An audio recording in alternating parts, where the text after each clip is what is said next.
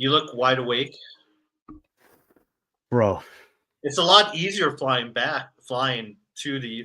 west, and yeah.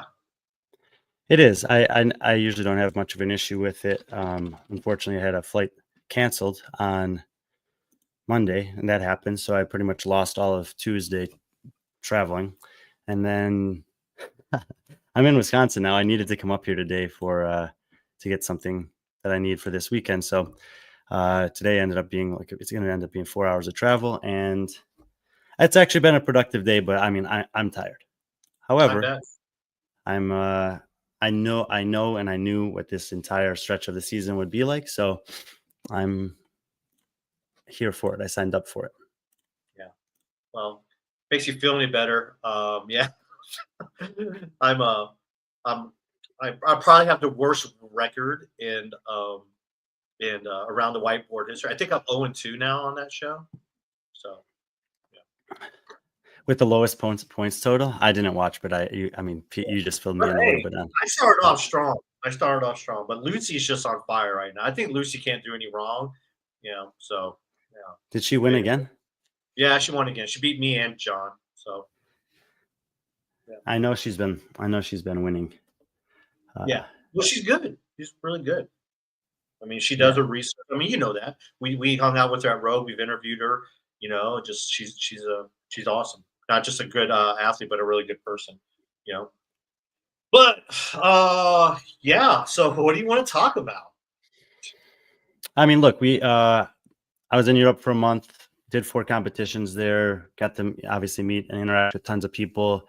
And I was just thinking that we should do some kind of reflection on it. It's different going there than watching from afar. And I thought there'd be good things to talk about. Then I thought, well, let's open it up to see what the people want to know. And it was awesome. I mean, got a ton of questions. A lot of them were duplicate questions. I posted some of the ones that I thought were really good and that I wanted to talk about on Instagram earlier this morning. And we will get to those, but we will get to Belgrade Games, ELFIT. There's, competition weekends, and we're going to preview reps ahead briefly because we had a more in-depth coming up this week. But I mean, obviously something that people have been waiting months to hear, I guess, I don't know if here's the right word, but to read, drops today, this afternoon. And I think we probably should start with that. Well, let's first off, you've read it, correct? No, I actually haven't had a chance to read it. I've been very busy here. I heard from some people the gist of it. So, feel free to, if you want to read through it, you can, or if you want to summarize it for people who haven't seen it, you can, but I have a general idea of what it says. Yeah, I think that for the most part, I'm not going to read it line by line. I've read it already. It's just a press release, which I'm pretty kind of upset with that, being part of the media, they're not embracing the media. It seems like they're like, I don't know. In past years, we would have been given this. You mean you're upset by what it says, or by the fact that they didn't say something publicly, or by the fact that they didn't reach out to the reputable media sources and give them a heads up that it was coming? I think the last one. I mean, obviously,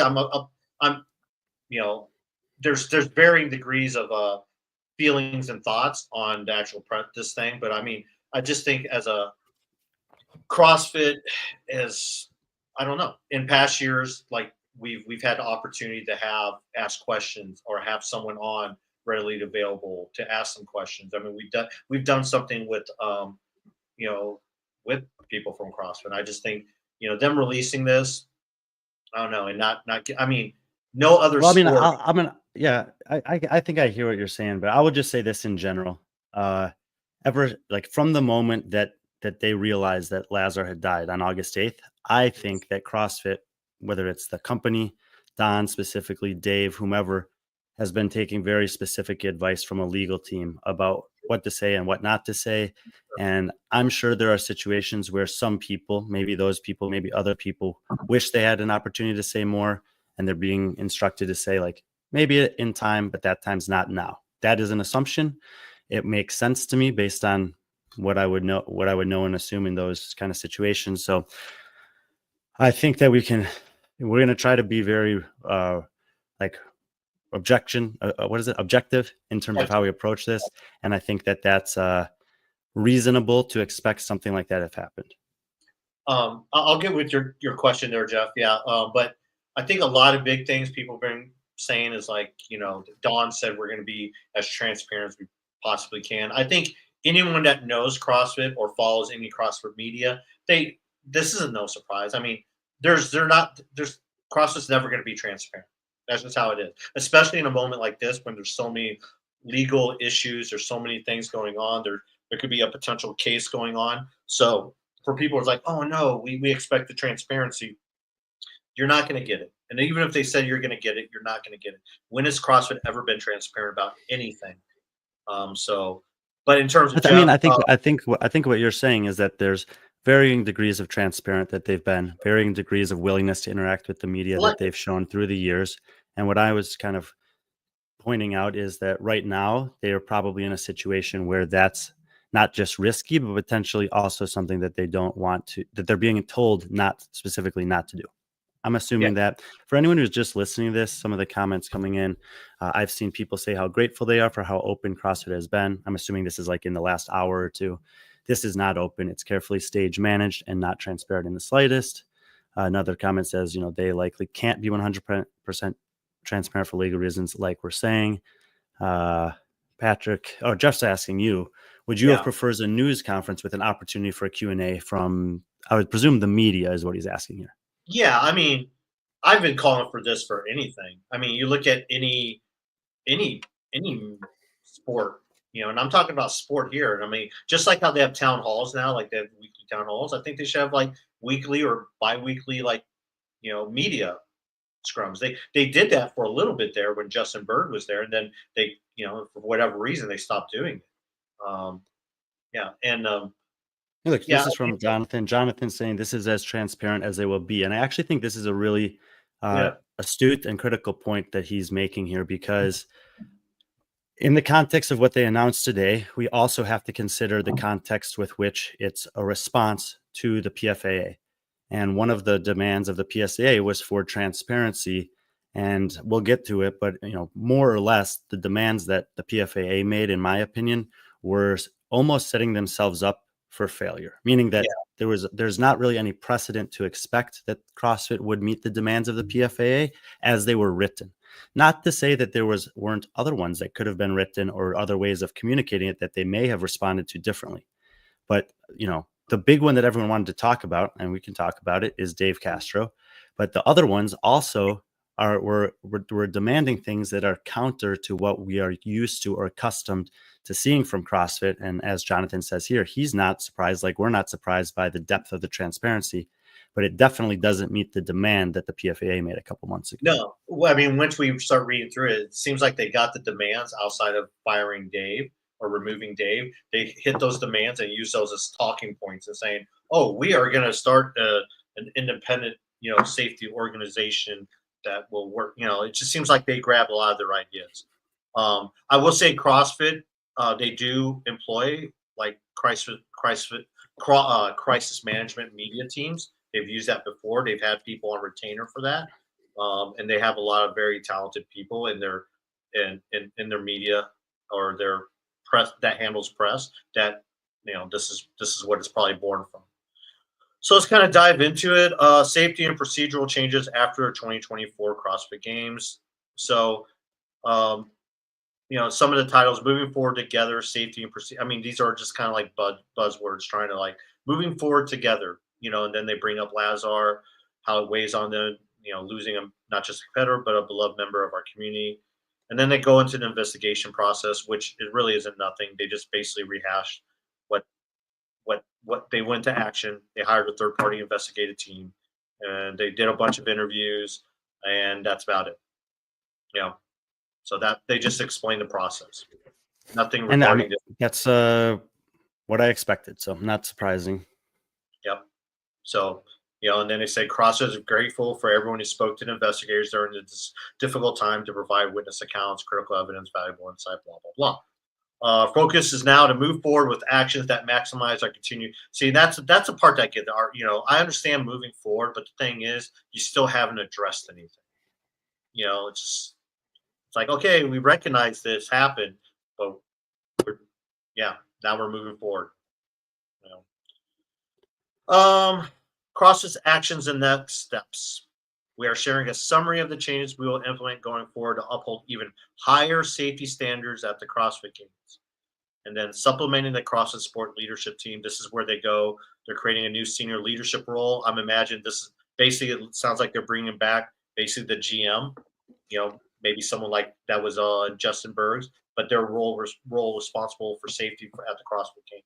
So you'll have one singular person who's a senior leader that will be in charge of safety. And then they describe what that creating safety emergency action plans for the games, overseeing pre-event rehearsals, coordinating with on-site safety experts, staff, and athletes. So what this tells me is what if they're creating this position is that they didn't hit on these points, right? Is that what you're reading into it?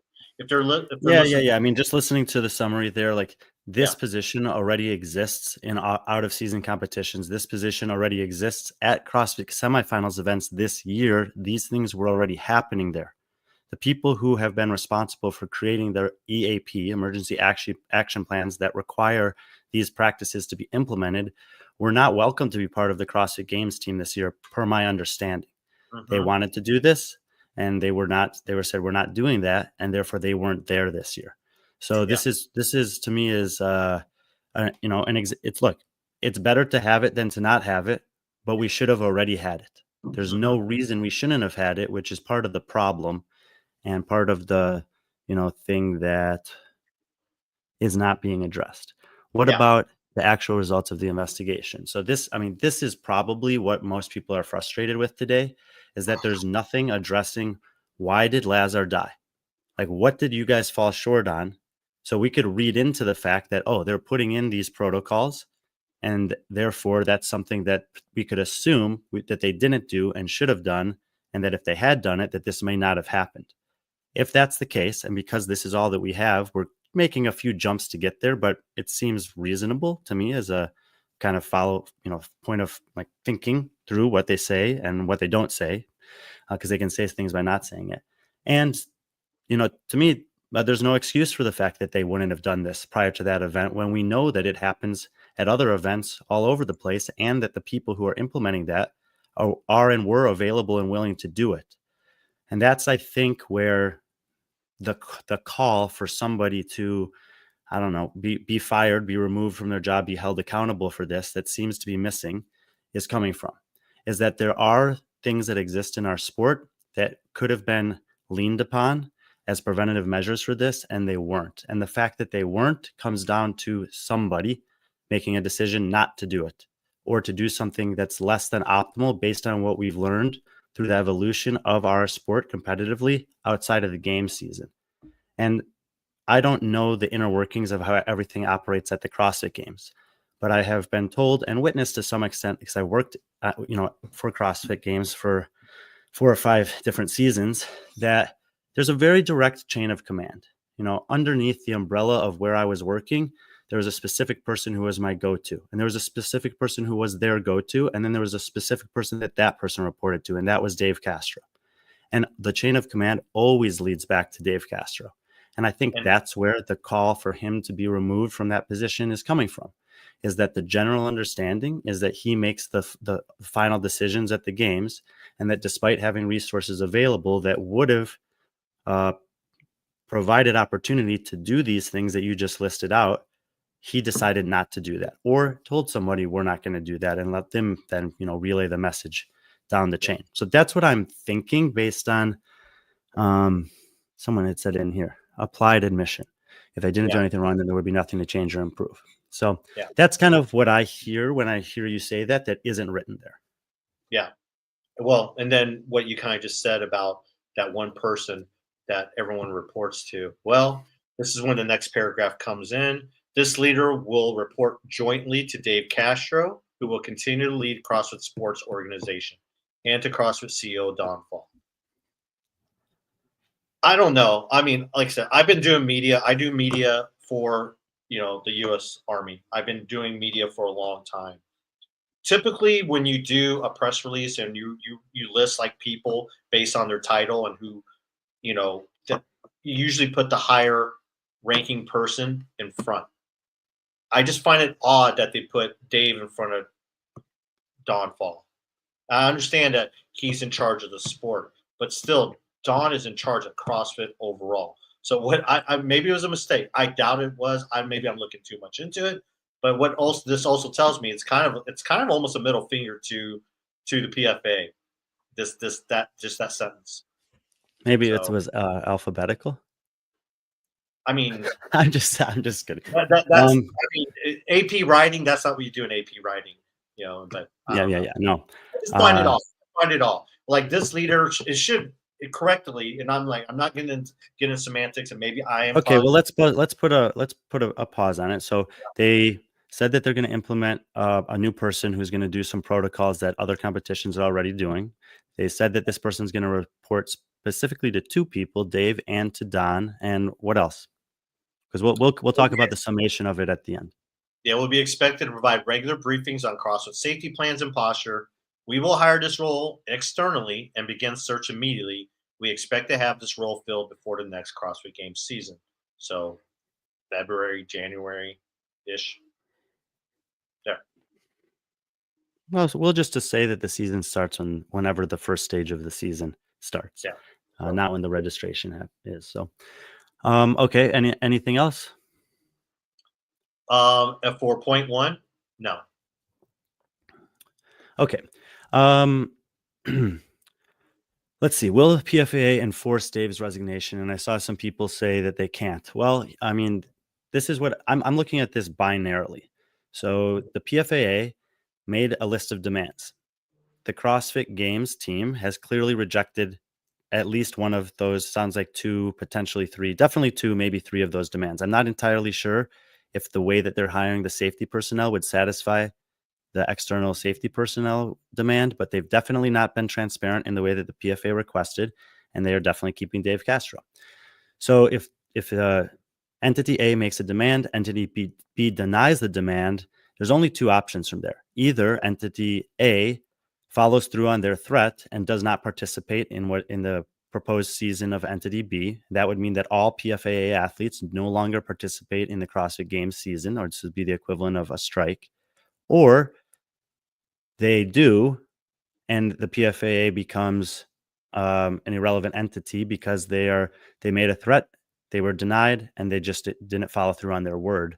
And in general, when that happens, then the person, if they had any power to begin with, then they certainly don't anymore, and it's difficult to take what they say seriously. So this is me trying to look at it as objectively as possible. Mm-hmm. They made a demand, they didn't meet it. The logical conclusion is that everyone who is a PFAA member would not participate in the season this year, the CrossFit Games season. Interesting nuance of that is what happened during the Rogue Invitational, because during Rogue, PFAA made a post, said, hey, check out some of our athletes who are competing here. Tia Claire Toomey was included in that post. Tia has also made a post in collaboration with the PFAA last year. And I think one of the things that earlier this offseason, and I think that one of the things that people who are kind of pointing at the PFAA and saying that they're a joke and a laughing stock and whatever, is that they maybe don't have, credible and reputable athletes that are supporting their initiatives. So if Tia is actually involved with the PFAA, that would, and the mathematical equation that I just laid out holds true, she would not participate in the season. Presumably Laura Horvath would not participate in the season. Jeff Adler, Pat Vellner, all the athletes who chose not to compete at the CrossFit Games, maybe some other ones. I mean, I have spoken to athletes who, I'm not saying that any of these things are true, but I've spoken to athletes that are saying, how could Dave not be fired? How could he not be in jail? He's psychotic. Like there's athletes that have very strong opinions about him and what should happen to him. On the other hand, there's athletes that feel like, well, he's made the worst possible mistake and there's no chance he'll ever make it again. He has the best interest of the sport. And and so we know that there's these just polar extremes. And again, I'm not saying that any one of these are right or wrong. I'm saying that it's important to understand that elite athletes, perennial CrossFit Games athletes, have points of view on this matter that are drastically different. And so likely what's going to happen is that a group of them will align with the PFAA and you won't see them participate in the game season this year. And another group of them will not align with the PFAA, will stand by Dave, will stand by CrossFit's decisions, and will participate. And maybe there's a group in the middle that really could care less. They're just looking for the best financial opportunity, and they'll pursue that, whatever that means. But regardless of the group in the middle, you're going to end up with a season of the games that does not contain all of the best athletes in the world. And you're going to end up with some other thing, whether it's Will Morad's WFP or anything else that happens to emerge. If the PFAA creates its own season, if it's just athletes competing in big competitions that aren't associated with the CrossFit Games, maybe Wodapalooza, Dubai, and Rogue, none of those are CrossFit licensed events currently. And what we're going to be left with is the most meaningless results of a season that we've ever really had. Mm-hmm. Like, we can look at this year, and for the first time in the history of this sport, we can look up and down the leaderboard. Not the first time, actually. 2019 was another time where we could do this, and we could say these results at the end of the games are not really a reflection that holds much weight for me in terms of this is the first fittest, this is the second fittest, this is the 10th fittest person. And the problem with that is that one of the coolest and biggest, like the coolest claims and biggest pillars of CrossFit Games has been the ability to say, I am the fittest on earth.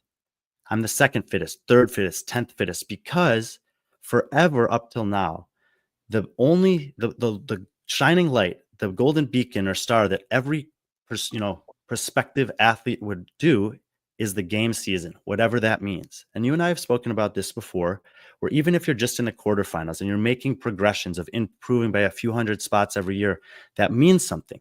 It means something because all of the people that are pursuing the same goal as you are also doing it. And so you can measure yourself against them. Same if you're a semifinals athlete who's chipping away at getting closer to the games. Same as if you're a games athlete who moves from 33rd to 25th to 17th to 9th. Like, that is progress against a field that you know consists of people that are all pursuing the same thing. When the CrossFit Games rolled around this year, we said to each other, this is the one. Like, this is the only time all year that we know that everybody who tried to make this fell short, and the ones that did are preparing to be at their absolute best for this. And that's why when I look at this announcement from CrossFit, I wonder what the motive or incentive was here, because I would be asking myself a question if I was in that room, and I would want to ask my colleagues this too. Is that something we want to get back to? Do we want to get back to the point where every single athlete who's pursuing the goal of fittest on earth participates in the same thing and is proud to participate in that thing? And if the answer to that is no, then great. That's going to take you down a different path. But for me, I want the answer to that to be yes, because that's one of the things that attracted me to this thing to begin with. And if that's a yes, I've already said this, then I believe you do need the title fittest on earth, because that's something that means something to people. And I also think you would have had to have gotten rid of the leadership team that's involved with the CrossFit Games, not because they're bad people, maybe because they made some bad decisions that led to an athlete dying, but because of the question that we already asked, which is, we know that there are athletes that won't participate if those people are running the show. We don't know for sure if there are athletes who won't participate because they're not involved in the show. And that might be kind of a best of two evils situation. Which one's going to lose more athletes? Which one do we feel better about if that's how we feel? But I don't know if those conversations happen. And so it's difficult for me to see, based on this, what their motive is by making these decisions.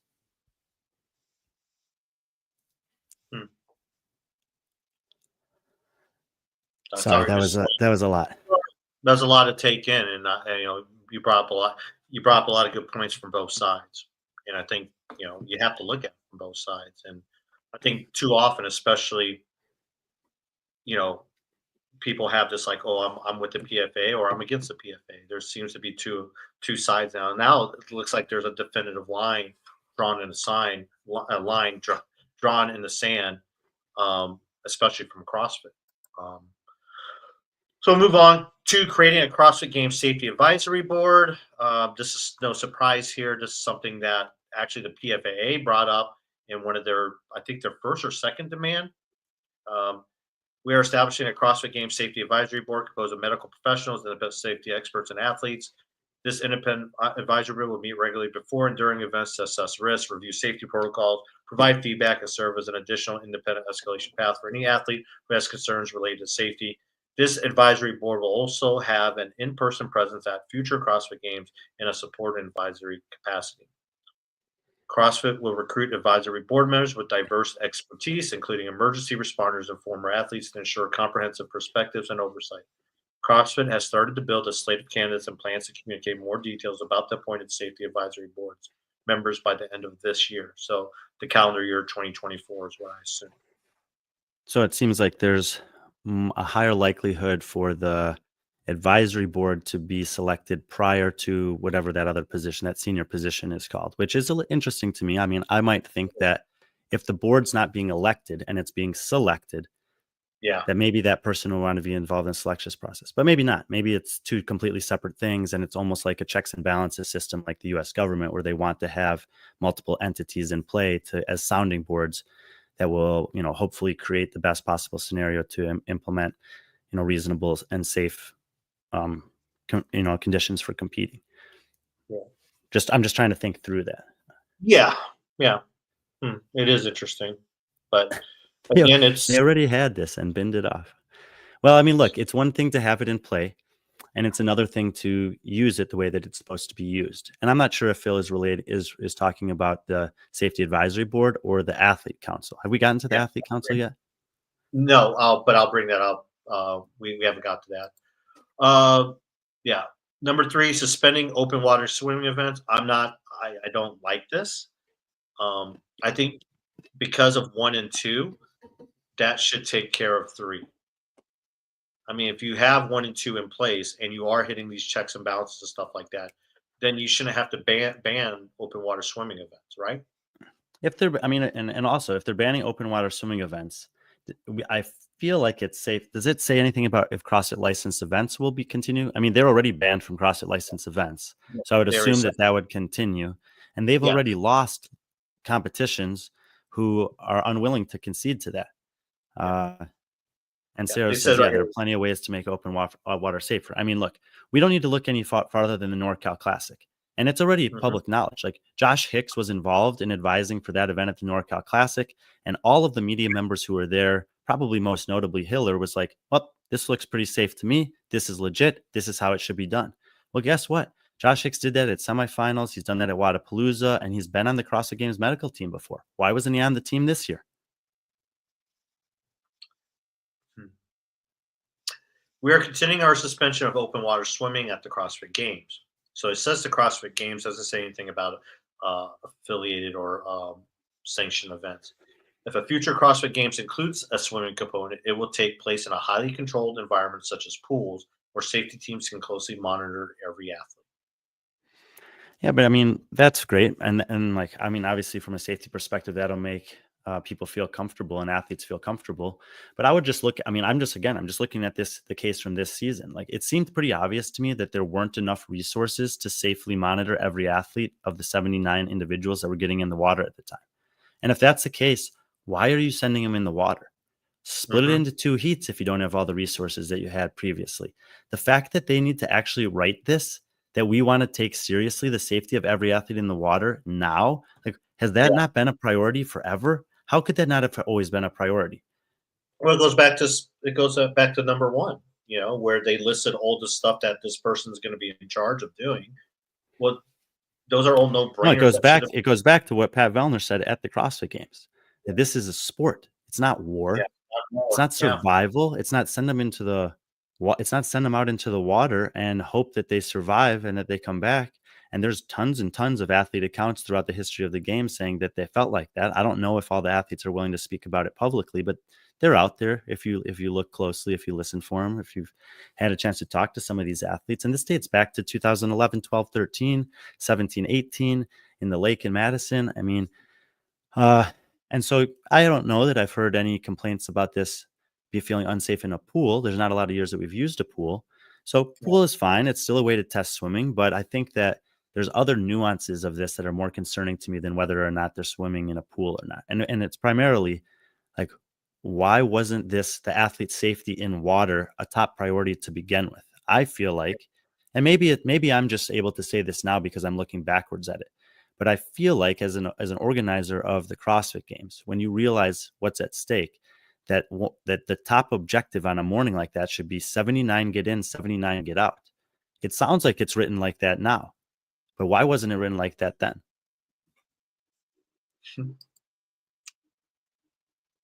4, enhancing pre-events rehearsals, communications protocols, emergency resources. Basically, you just conduct additional on-site rehearsals for all of it. Again, this is just very similar to point 1. It's basically, to me, saying we're going to do stuff that we should have did, and we recognize we should have done them. So now we're going to put it here and implement them. And not just should have done, but that we have had medical and risk mitigation professionals do at our events and other reputable events previously, and we chose not to do it this year. If I am the PFAA and if I'm trying to say to the athletes, come on guys, like, why would you participate in this? I'm pointing at this situation and I'm thinking to myself, what else do you need to see? They were not prioritizing your safety. Now they say that they are, but it's the same people there, and it's the same people that you've had these frustrations with for a long time. So I don't know. It seems strange to me. Well, I'm not going to read that middle part, but it is kind of strange. I am going to read this last paragraph. CrossFit, and it's like, CrossFit is fortunate to have an incredible community of volunteers and staff with deep expertise and experience, including emergency medicine, water safety and rescue, military special operations, law enforcement, and over a decade of experience running CrossFit events. Moving forward, CrossFit will also ensure paramedic teams and ambulances are on site at all events, even if they're not legally required based on local ordinances and regulations. Okay, so the first sentence, like, they're admitting that we have all these expertise, but for whatever reason, they didn't use it, like, for this year in particular. Yeah, it seems like a lot of the responses are fairly redundant. Like, I feel like I've said most of what I would have to say in response to this, and it's kind of I still have a lot of the same questions that I've had before, and I feel like while clearly the intent of this is good, it seems to me to be exposing of the fact that they didn't really have good systems in place to ensure athlete safety previously, meaning this year in specific. And again, from like a business perspective, I feel like if something like that were to happen, that it's a pretty normal process proceeding for somebody to lose their job because of it. I know, I totally agree, and they even talk about whoever This is actually a good point, Phil. You're running an event where you push people to their limits. And this is something that Dave Castro would know as intimately and for as long of a period of time as anyone. He was there when Greg Glassman said that men will die for points. And I don't think that Greg meant when he said that at the ranch that they will literally die for points. It's a mindset that he was trying to describe, that these athletes will push themselves to limits that the normal human cannot understand. And Dave has seen that and had an opportunity to see that as intimately as any person alive. He birthed the sport. He's been there for nearly every single event that's ever happened, and he's watched people do this. He's also the person that knows the resources that are available, and they were less than they have in the past for an event like this. He's also the person that knows how difficult that test is. He did it himself. He talked about how hard it was for him to swim despite his training in water survival. There was a change to the event very close to make it easier for the athletes to get across, probably because he realized it was going to be really hard, and going around the buoys added about 100 yards or meters to the swim that wouldn't have if you just took a straight line. But not all the athletes were able to take the straight line because of the sun and the angle it was at. And it looks like he's the person that knows all these details, and he should know them better than anyone. And he should be able to make a decision based on that says, hey, as much as I love this test, we don't have the resources. The water's kind of borderline, the sun angle, all this stuff. Maybe we should have changed the test, have smaller heats, swim first. And I think that it's like not that crazy to think that he could have had some foresight that this was a risky event. Yeah, it's been broken down numerous times by other people in terms of that event, and it's like sometimes in like TV shows they'll be like, this is going to be in law school one day or something like this. That's what Mel suggested. Yeah. I swam for years. Sighting is still hard in open water. Yeah, I mean, there's some interviews we interviewed Dallin Pepper actually afterwards. trying to distract ourselves from what we thought was going on. And he said, yeah, I looked at these two trees for a while, and then I cut in from there. And like, that was kind of the best that the athletes had. 5, they hit on the mental health and emotional support resources. It's very similar to what they offered during the games, but we I will recognize say that this: this is a good thing. I know plenty of people who were there that day that have taken CrossFit up on the crisis counseling, and have expressed to me personally that it was and has been helpful for them. So the fact that yeah, that's continuing to exist is obviously a positive thing. yeah. I've had athletes who never thought they needed therapy or any type of outlet for their emotional or mental health. Um, and at the games, those because of the tragedy, there were and those services being provided to them, they realized that it was a valuable resource, and they have made it a part of their training in terms of seeing a therapist, regularly talking about their mental health, and getting just being mentally fit. Um, so um, I'm glad that they're keeping it extended, but and it says for the 2025 CrossFit Games season. So I don't know if that's going to be in the form of like a, maybe like one of those, call-in numbers or something like that. What is the one they do? Um, but yeah, there's like online mental health experts you can talk to. But yeah, 6 a stat. Okay, so this is the one a lot of people have been. It's kind of funny because they make this the last point. But 6, establishing a CrossFit Athlete Council. So before we talk about this CrossFit Athlete Council, this isn't a new thing. This is the Athlete Council's been around for a while. Well, in theory, it's been around. The last I checked, the last time it was around were 2022. Members of CrossFit Third Annual Athlete Advisory Council. Since 2022, I haven't heard anything about the Athlete Council. Doesn't mean that it didn't exist, but from what I have heard, it hasn't since the 2022 season. And talking to people on that council in 2022, a lot of the stuff that they said in here, and I will point out, this council will provide vital insight around judging, scoring appeals, and other topics for stages of the 2022 Global CrossFit Games season, along with input on future rulebook changes and competition format. CrossFit will also continue to engage directly with individual athletes, affiliates, sponsored events, other stakeholders, and the PFAA. And then, what did that happen? I don't know. I think this may be kind of what Phil was alluding to with some of the medical safety or advisory boards in the past that, and I mean, we could even extrapolate to far less meaningful things like the level system. People were kind of calling for a ranking system of some kind to classify athletes. They put in the level system. And I mean, first of all, it was like if you made quarterfinals, you were just at the maximum level. So it kind of lacked some weight, but they also didn't really seem to follow through on that. And it seems to be a reoccurring theme that these things are put into place and then they just kind of fade into oblivion over time. And the Athlete Council being another one of them, where like, yes, we knew that existed. We never really heard too much about what they were doing. It's great that you found this and are showing this here, but yeah, in the last 2 years, I haven't heard anything about that. And the PFAA has been continuing to expand and grow. And I don't think that very many people know the full depth and breadth of what Brent, Pat, and the others at the PFAA have actually created, and the drastic amount of resources that they have available that are unilaterally designed to provide like barometers for running competitions that are checking many boxes, not just safety. And it's just another, to me, it's a continued example of CrossFit just continuing to say we can do it better and not leaning on the community when the community has already done a lot of the work for them. And in some ways, it's kind of counterintuitive to what the whole concept of CrossFit is about.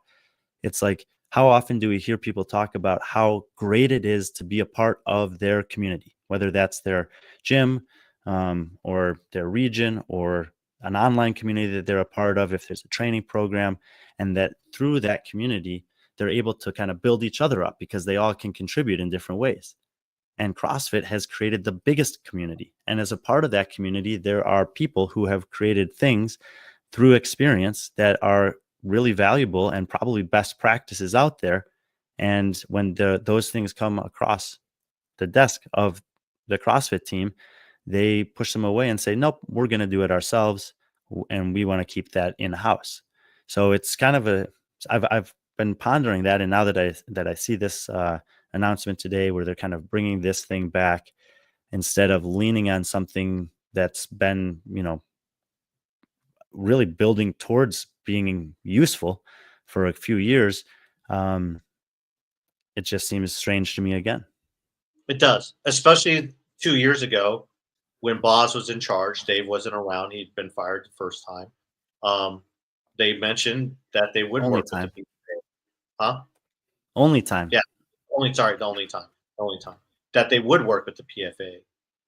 Now, mind you, one of the athletes on this CrossFit Athlete Advisory Council was Scott Pancha. That year at semifinals was also the year that he brought to the attention regarding the rope. And this is a member of the CrossFit Athlete Advisory Council making a recommendation and pointing out something that was a safety hazard. And what happened? Nothing happened, and his season was over because he got injured. You'd think that there would be enough examples of these by now that we would just move on to a different group of people running this thing. And I mean, I've heard this expressed by countless people who are extremely heavily involved in this. I had to do some driving today, so I threw on the Training Think Tank podcast from a couple of weeks ago. And I mean, Axel Hodge has been bringing up many of the same things that we talk about in his team over there for years and years. And his experience has been exactly the same. And he still exists within the ecosystem, but he's almost completely apathetic towards the CrossFit Games team. And it's not even a lack of expectation. It's an expectation at this point that they're just going to do everything that seems completely counterintuitive to the logical thinker. Yeah. So let me read this. Establishing the athlete. CrossFit's modus operandi, MO, command and control. Yeah. So I'll read this. In addition to the CrossFit Games Safety Advisory Board, we will establish a broader athlete council to ensure athletes from the CrossFit community can share feedback and have greater influence on CrossFit's protocols for competition, safety, broader athlete welfare, and the business of sport. Unlike prior CrossFit councils, this athlete council will be elected by fellow athletes and will represent athletes from all divisions of competition. Well, I think, look, this is a broader athlete council. I don't think that that's the answer. I think that this is where I think the PFAA actually went wrong, and it sounds like CrossFit's also going to go wrong in this regard, is that they didn't ask the right question. Obviously, if you live in the United States this year, and it seems like every 4 years, you run into this situation where there's very, very aggressive opinions about the election. And what I would say to anyone is, would you rather have the opposing team win, the opposing candidate win, or no government? And we would assume that most people would say they would, I don't love that Trump won, or I would really hate if Kamala won, but I guess it's better to have a government than no government. Because if there's no government, then you end up with an anarchy system. And basically at some point, some group of people is going to rise to power anyway, and it's probably going to happen in a much more violent and sadistic way. That's what happens in countries throughout Africa, for example. And it's miserable living conditions. So I think most people could agree that it's better to have a government than no government. And that's the line of questioning that I would have approached the athletes with after the games this year if I was involved with the PFAA. Okay, guys, can we finally agree on one thing? That we want to have a voice as the athletes who are competing in this sport. And it's not unprecedented or unreasonable to ask that. Almost every sport has a players' union, and the players' unions have representatives. And the representatives make decisions on behalf of the players. And guess what? Just like in a political system, not all of the athletes agree with the decisions that the representatives make. But you can't have 200 athletes involved in every conversation.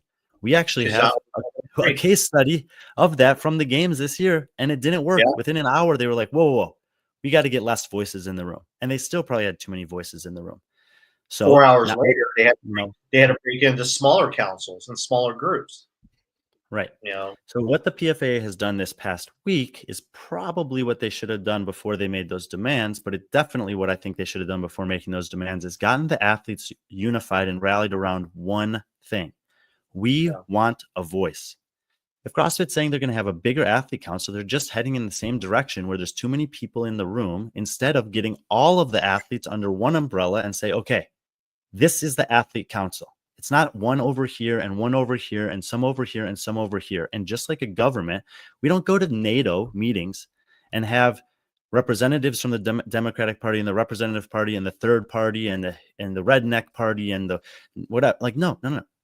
There's a representative for the United States. I think. I haven't actually been to any NATO meetings, but it would be the same thing. When there needs to be serious conversations that are had, there's a player who goes and represents the union, represents the collective group of athletes, because all of them are like, we want a voice at that table and a meaningful one. And therefore, if that had existed, then when that person on behalf of all the athletes says, we're not going to put up with this. Sorry. We're not going to put up with this. Then the organization has a serious consideration to make. Holy shit. None of the athletes are going to participate if we keep Dave Castro. None of the athletes are going to participate if we keep all of our information from the investigation private. None of the athletes are going to, and they'll say, okay, well, we're not willing to concede on all those points. Let's go to negotiations. This is how it happens in other sports. You could, I don't remember all the specific examples, but I think there was a strike in baseball in 1919. I think there was one in 1996. I think that the players in the hockey union struck sometime in the mid 2000 teens. Like, it happens every couple decades, and then there's a reset, and then everyone has to concede a little bit here or there, and they get back to playing the sport. And just like we talked about earlier, that will be missing in this format from our sport. They want to play the sport. And they want to play in the NHL and they want to play in the MLB because they know that at the end of the day, the champion of that season is the best on earth that year. Yeah. Yeah. I mean, we saw that kind of split off with Liv and the PGA. And now look what happened. Now they're look, they don't know what they are right now, but they're together. They don't know what that is because they're still divided.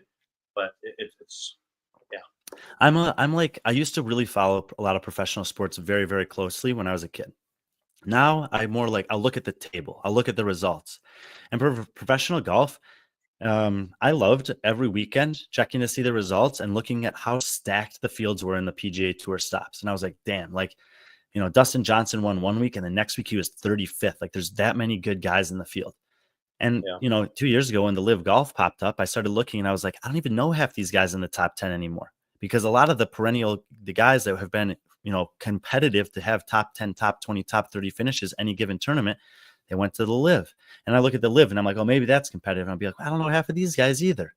And now it feels the same way to me as it did looking at the CrossFit Games leaderboard this year, where I'm like, I mean, I know that James Sprigg is good. I know that Jason Hopper's good, but I don't know for sure that they're the first, 5th, 8th, 9th, 10th fittest guys on earth, because half of the field was missing.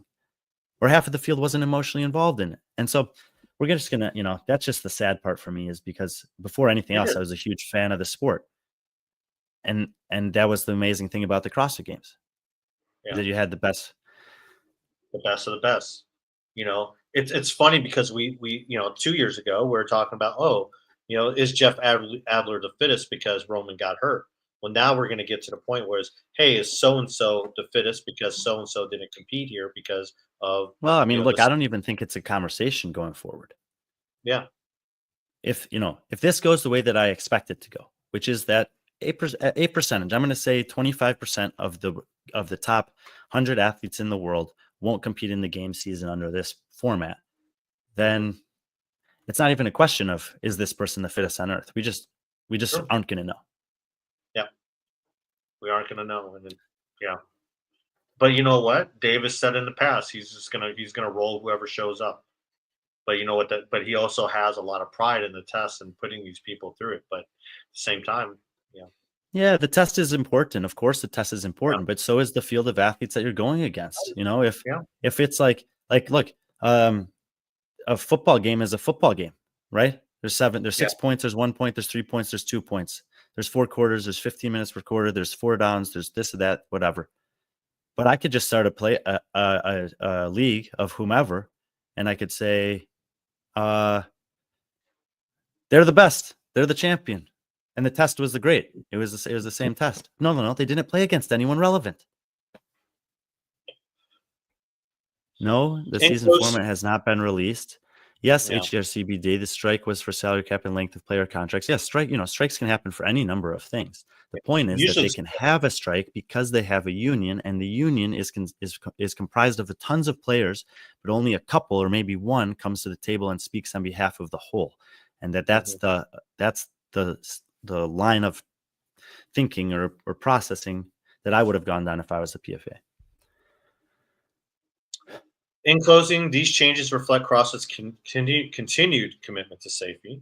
We are confident these adjustments will enhance our ability to respond swiftly and effectively in any situation while fostering a safety environment for all athletes and event participants.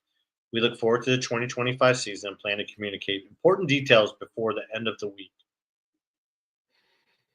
They postponed the affiliate town hall until Friday, so we can presume that there'll be some things in there. Potentially, they'll do another, press release like this. But, overall, something was finally said, and a big complaint that I had heard on the road throughout Europe, and I know that people in the U.S. have been, frustrated with as well, is like, it's been well past 6 to 8 weeks. Why haven't we heard anything? Well, now we've heard something.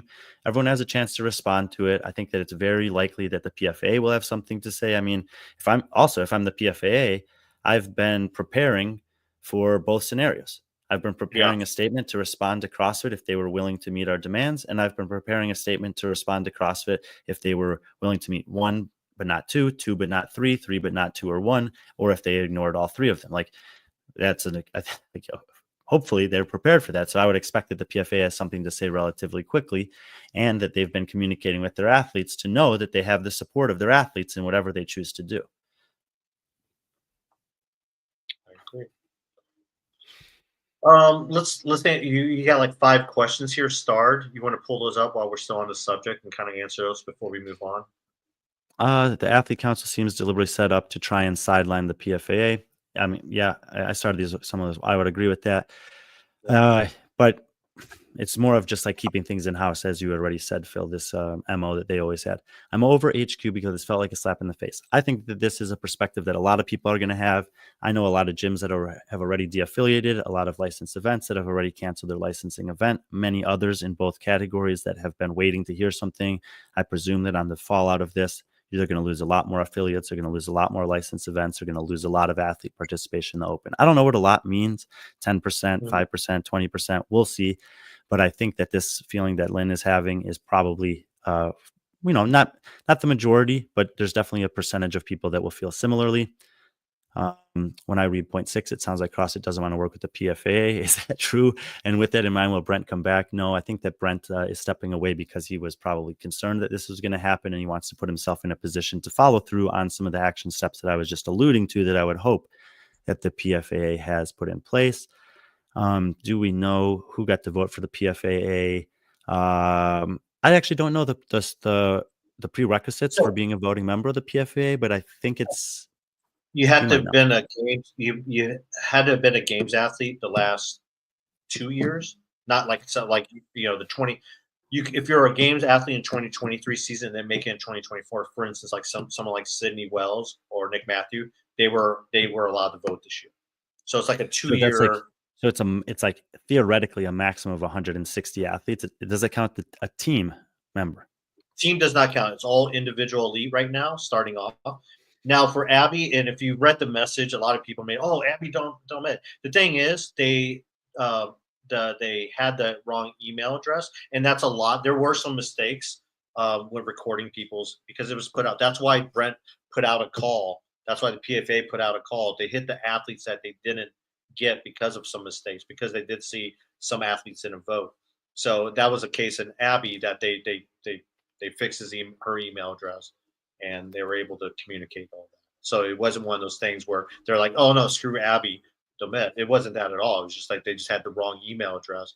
And again, it was also kind of on her, knowing all this stuff was going on. She can respond to a post on the PFA website on like barbell spin, but she didn't see the message on Brent or the PFA website. So it's one of those things where they're trying to draw athletes to check regularly on the PFA website or the PFA Instagram. So. Yeah, and I mean, if that's the only way to qualify to be a voting member of the PFA, I think it's a little too limiting. I would probably say that for now, I know, but I would think that more along the lines of if you qualified for the CrossFit Games as an individual anytime in the last 3 seasons and are still competing, if you've qualified as a part of the team in the most recent season, and if you've made semifinals in the most recent season, that would be a little bit like a better pool of athletes to get a more representative nature. I think eventually they want to get there, and I think that's going to happen a lot sooner, especially if CrossFit's going to sit there. We're going to have a large pool from every division, which I don't think every division needs to be. I mean, there shouldn't. And again, I would say this. I don't think that every one of those athletes that I listed should be eligible for election to be on the board necessarily. Sure. But they should be included in the votes as players who are represented by the elected officials. That's what I'm thinking. And yeah, maybe there's an evolution there. The last one that I starred was harpsichord. If enough top athletes decide not to compete at the CrossFit Games, it impacts the legitimacy of the competition, which is what we've already said a few times. That could impact sponsorship. If that happens, look out. This is a point that we haven't talked about yet that's absolutely legitimate and valid. I already think that there's likely sponsors, vendors, partners, however you want to call it, who have been regular or mainstays at the CrossFit Games over the last several years that will have similar feelings to said affiliates and licensed events and athletes, coaches, maybe camps, managers, media members, etc., that are going to be, pretty disappointed in what this looks like, pretty disappointed in the lack of accountability, and probably not wanting to align with them, no matter if the top athletes are there or not. Some people are going to have to make decisions about based on their own personal values. I mean, look, at the end of the day, like, it's actually pretty easy to be in the United States and lose sight of the fact that there was a person who died at the CrossFit Games this year. But if you were just where I was, you cannot ignore that. You cannot forget that. And there's a large group of people that refuse to move on from that and refuse to forget it. And they're not going to be happy at all about the way that this was handled, the lack of accountability, and the fact that nobody has been punished for, what they are perceiving as extreme negligence in the death of one of their heroes, their sons, their brothers, their coach. So this is a very, very valid point, because obviously money talks. We can't ignore the fact that CrossFit Games is and has been the biggest earning opportunity on paper for the most athletes, from the top one all the way down to the bottom one at the field. It's better than the Rogue Invitational, and we know Rogue's better than anything else. And sponsor incentives are directly tied to Games performance 9 out of 10 times. I think that that's going to change. I think that there are going to be, not that the Games won't continue to provide a good prize purse, but I think that there will be sponsors and incentives that are woven into contracts going forward that are not exclusively limited to the CrossFit Games. And I think that there'll be maybe there'll be other sponsors that rise up. Maybe the Exercise Penis Pump loves this new idea of the CrossFit Games, but I think there's going to be other ones that won't. Yeah. Well, I mean, we've seen that. We've had conversations with brands and sponsors, and some of them are not very happy, with what's going on. And I don't foresee this past year was the first time the Games didn't have an increase in prize purse since it started. And I don't see that changing. I don't see a big sponsor coming in saying, okay, we'll up the ante by 5%. What I do see is a lot of these, I see more prize money happening, larger prize purchases, maybe not at the volume or the amount of the games, but you'll see it a lot more regularly. We're already starting to see it, at some competitions. Athletes can make it. I mean, we've had this discussion. There's athletes out there who have no desire to compete in the game season, but they've made it quite a living just competing once a month at regular competitions. Luca, Lazar are the perfect model for that. And you're seeing other athletes kind of taking that kind of approach. Thanks for all the questions. Sorry about all that. Not really. It was news. I'm glad we got to talk about it. We're going to sit and wait and see what happens. Like Brian said, the town hall has been moved till Friday. I'm sure there's more information that'll probably come out that day. If we get anything, we'll let you guys know. So moving on, let's talk about. You mentioned the part of the world that you're at, and let's talk about the Belgrade Games.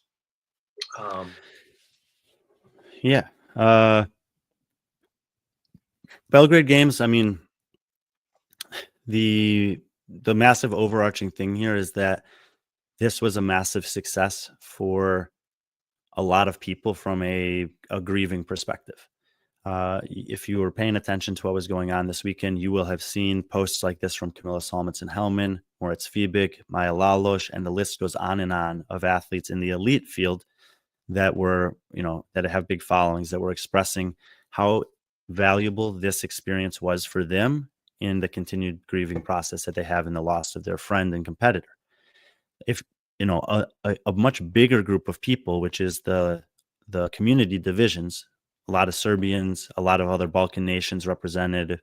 Go back actually that picture of the girl with the pink hair, for example. I posted a story of hers, or I clipped something she said. This was a person I met this weekend in Belgrade. Her name's Anita, and Lazar was her coach. He was her first coach. He was from the same town as her, and she expressed what this meant to her. And I thought that was just a microcosm of one person that represents many people there that were profoundly impacted by this. And those people also had a chance to compete in his honor, to compete with his face in front of them, to compete in his name, to compete in their country, in his country. And, the Balkan region is an interesting region. And quite frankly, I never really thought I would end up there. And now that I've been to one country there, I want to go to many more countries there. But it's a weird place where they've had this, like, a lot of friction over the years, but they also feel very connected to each other. So even though they're now divided into many different countries, they still identify as being from the Balkan region, and that there's certain things about living and existing there that they share as like commonalities and help bind them or unite them together despite being from different countries.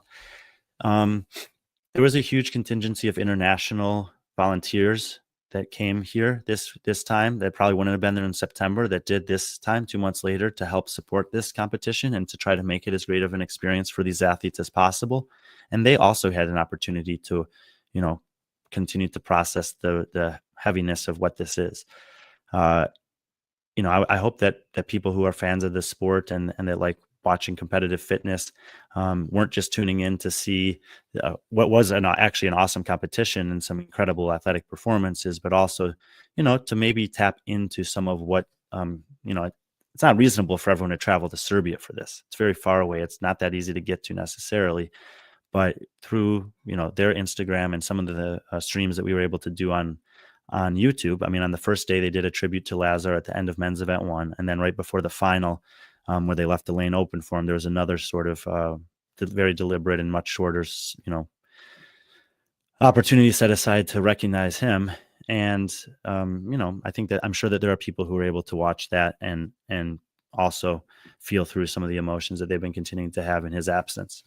And then, so those are the big things. There's a lot more that I definitely could say, but overall, I think it was a huge success in terms of creating an environment for people to process and work through stuff. And also, it's necessary to say that to put on a competition like that in that part of the world is really hard compared to other parts of the world. There's just it's very different when in terms of the resources available. It's very different in terms of the finances and the, I guess, resources available is the best way to say it. There's just a lot of challenges that come from putting on a big competition there. They don't exist necessarily. Yeah, like if you saw the lifting event, they had like these foam pads there. They don't. There's not even I don't think that a dozen lifting platforms exist in the whole country. So like that's just an example of how difficult it can be to get things that would be considered, second nature in the United States or Western Europe. Yeah. Well, let's take a look at the leaderboard. Obviously we're there all weekend providing updates. You were on the broadcast. It was great. A shout out to everyone there that was providing us images and stuff like that, so that way we could keep on informing people on what was going on that part of the world. Moritz taking a title. It was pretty a bad start, finishing 9th in the opening event, but afterwards he just turned it on, didn't he? Yeah, I had a chance to talk to Moritz throughout the weekend, and then we had dinner together. We sat next to each other in part of a larger group at dinner that night, and he and I both kind of agreed that this competition this weekend is on par with his semifinal performance from the German I guess, the German semifinal 2 years ago as being the most complete and well-rounded, or the kind of fittest expression of Moritz Fiebig that I've seen, or that he's kind of felt in his competition history. After that 9th place, which it basically came down to the double unders, which is his biggest kryptonite, first and second on every single event, and did in many cases in a pretty convincing fashion. And granted, on paper, he is the best athlete in the field. There were some athletes there that were having some great performances.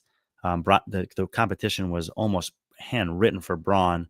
Luca had some great performances. Anestis Artemis is a name that you guys need to know at this point. And then there were a few others that would pop up and put up some good scores. And Moritz was just better than he was just better. And he was the class of the field, and it makes me really excited to see him compete in a few weeks in Dubai.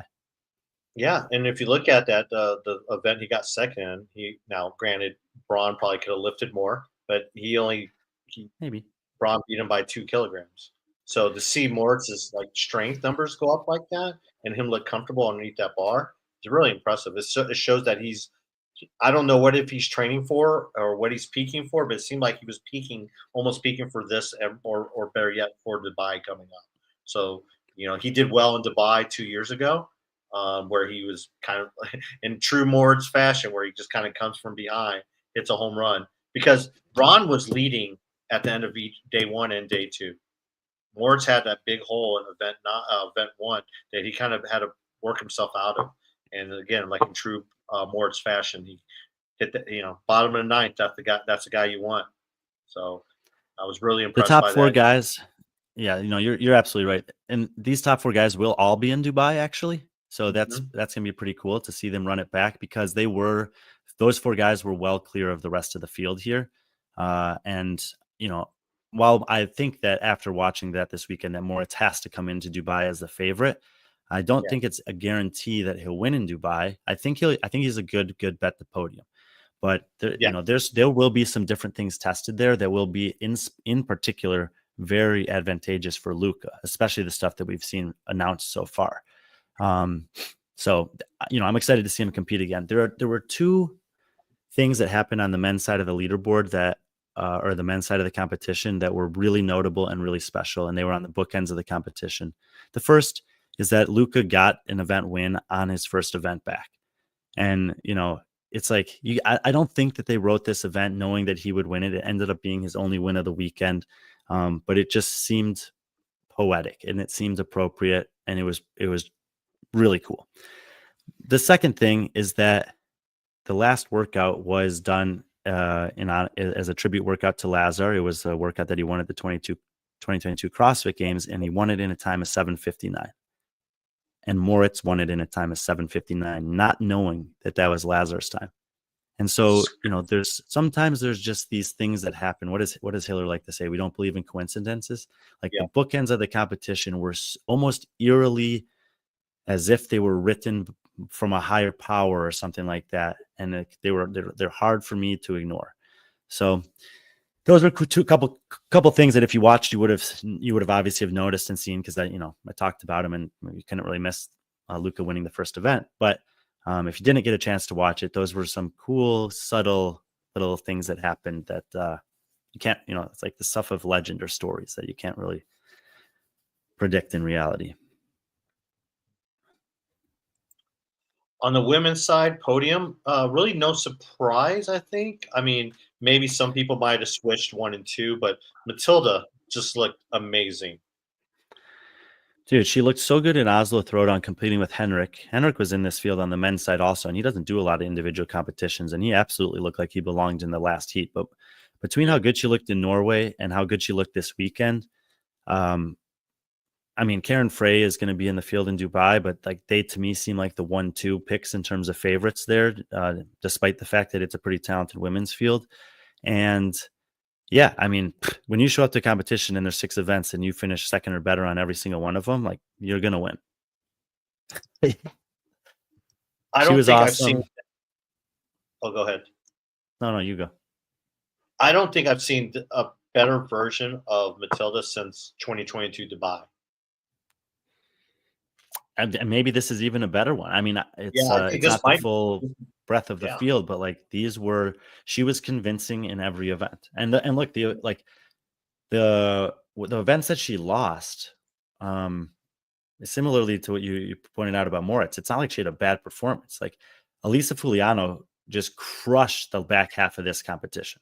She won the last 3 events. And, Elisa Fuliano, when I am thinking about, worldwide rankings or, going forward, projecting past the off season here. And like, they're both inside the top 25 in the world. They may both be inside the top 20 in the world. Like they are, and any given Sunday type of a scenario, you could see Elisa beating Matilda beating Elisa.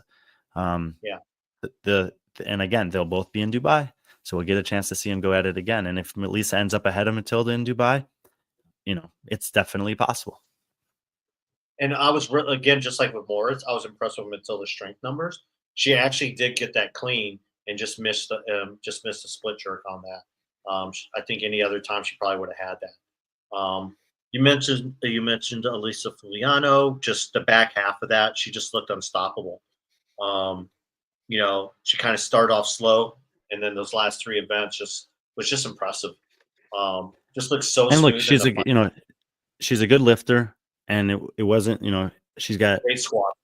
Great squatter, great upper body presser. So clean and jerk's going to be pretty good for her. She's not, there are bigger girls in the field. So it's like, mass moves mass type of thing. But she outlifted the field, clear winner there. The next event was like body weight ninja specialty event. But it had strict wall facing handstand push-ups, pistols, and legless rope climbs as a buy-in before handstand walking. So even if you're really good at bodyweight stuff, there's no guarantee that you're good at all of that stuff. To be an assassin at strict handstand push-ups and legless rope climbs the way that she was, like that's why she won the event. It's not because she was the best on her hands. I think Matilda was faster than her, but Elisa was the best in the field at both of those things. And what? She pulled away on the handstand and the legless. I mean, she was able to pull away because she was so much better at those 2 things, like you said. Especially she just looked really, really, really good on the legless rope climbs. And then you go to the final and you're like, okay, well, given the things that we just said, she's good at squatting and pressing overhead, thrusters in 50 reps. She's good at gymnastics, bar muscle ups in 30 reps. But the buy-in for the row, the 1,000-meter row, they added 5 seconds for the women. It was a 3:45 buy-in. But we talk about it with machines all the time. Like everyone can come off at the same time, but it's no guarantee that I'm going to be feeling as good as you coming off a row at 3:41. Elisa's not the biggest athlete in the field. She probably has to put in a little bit more effort to get to that time and than Matilda Garnis or a Jacqueline Dahlstrom, who's got 4 or 5 inches on her. Nevertheless, she was able to do it and come off of it in a good enough state to do the next 80 reps before anyone else. So Elisa didn't win this competition, but she certainly showed that she still has the class to compete with, top 20 athletes in the world. This is a very good finish for Jackie. I know we've both seen her at different events, and both events she would probably be considered the favorite. This event maybe not considered the favorite, but for her to finish top 3, third, and pretty comfortable in third, I was really happy for her. Especially she PR'd her lift, her clean and jerk. So that's there were quite a few athletes. There were quite a few athletes that PR'd either their clean or their clean and jerk this weekend. And I think that some of it just had to do with the overall environment and feeling just really good and having an outlet to compete for something meaningful, regardless of maybe their place on the leaderboard. There was no guarantee that Dahlstrom was going to finish third here. I talked to her after the competition, and I said, it seems like you kind of came into your own after German throwdown, after Bilbao. Like this looked like the Dahlstrom that I expect to see. And she basically said she felt the same, and that it was kind of like building towards this, and that it felt really good to put these performances together on this stage for him with these women against these women. So, and this doesn't just apply to the top 3, but for the top 3 women, this was a great competition weekend. And I think that in light of what we were talking about earlier, competitions like this are going to become really important for a lot of athletes who won't want to, be a part of the game season next year. And so I'm hopeful that there are continued opportunities like this. I mean, look, by the way, just in case anyone was wondering, the reason why the first place payout was more for the men for the women was based on participation. There were more than twice as many men in the field than the women. And so they had a bigger payout for first place. It had nothing to do with gender or being a culture that's insensitive to women. Not at all. This happens in disc golf all the time. It probably happens in the PGA Tour all the time. There's more money on one side, so they get more money. So that's what that was about. But the women's field was small but competitive, and the top 3 were not the only 3 that had a good competition. Yeah. But to kind of talk about the top 3, these 3 ladies, they're leaders in Europe, and they're really good friends. Matilda actually started off in, her pretty much most of her spent the earlier part of her CrossFit career training in Mallorca, suffered a really bad bicycle accident, but she was training partners and with Jacqueline Dahlstrom. They're really close friends, not just because of their Norwegian ties, but they're just really close. And Elisa, she heads down to Mallorca a lot to train with her because she's one of those athletes who doesn't have a training camp, but John Singleton has a camp there where they're pretty accepting to athletes like that. And so she goes down to Mallorca regularly to train with Jacqueline. So all 3 of those women, they all were at the games this year. They all had differing, emotions, but I think it was important that all 3 of them were there together with each other. And I think that was cool. We're going to post the interview you had with Elisa and Matilda, and it was such a great interview. But it was just nothing to do with me. Yeah, no, it had nothing to do with me. I basically just said, you just handed them an the amazing weekend and let them just talk. And I honestly think maybe we should be more interviews like that. Yeah. I have been there because we do POV interviews. It's not like there's a camera person that's framing me and an athlete up when we do these things because it's just me. And I've heard myself before. I've listened back and I'd be like, just get to the point already. Like, stop qualifying the question with so many things. I've thought this about myself, critically speaking. I mean, I was in Bilbao and I just handed the mic to Aniol and I said, that looked hard. And I just let him talk. Like, that's all. I think that's a way that this can potentially go, that people just want to hear from the athletes. They don't necessarily care that much about the person that's asking the question. That's what I try to do with Gabby in the interview with her. It's just like she had something to say, and I just kind of guided her along. But a lot of it has to do with the athlete and how comfortable they are with you. Obviously, your relationship with Aniol, it's just like having a conversation with you. You just have to have. I mean, that if you didn't hand them a mic, the same with Elisa or Matilda, those would have been conversations they would have had with you. But you mentioned some other performances. We kind of skipped over it on the guys, but you did mention on the men's side there was a couple performances. But we'll jump back real quick. But Madeline Pearson, who coming back from some injuries, looked really good, finishing 4th. Sarah Maau was someone that you told me to keep an eye on, and she was very impressive. Like we talked about the one handstand skill event. She was keeping up with Elisa for I think the first 3 rounds of that, and then kind of faded away. She's a little bit taller girl, a taller woman, a little bit bigger. So the legless rope climbs kind of got to her.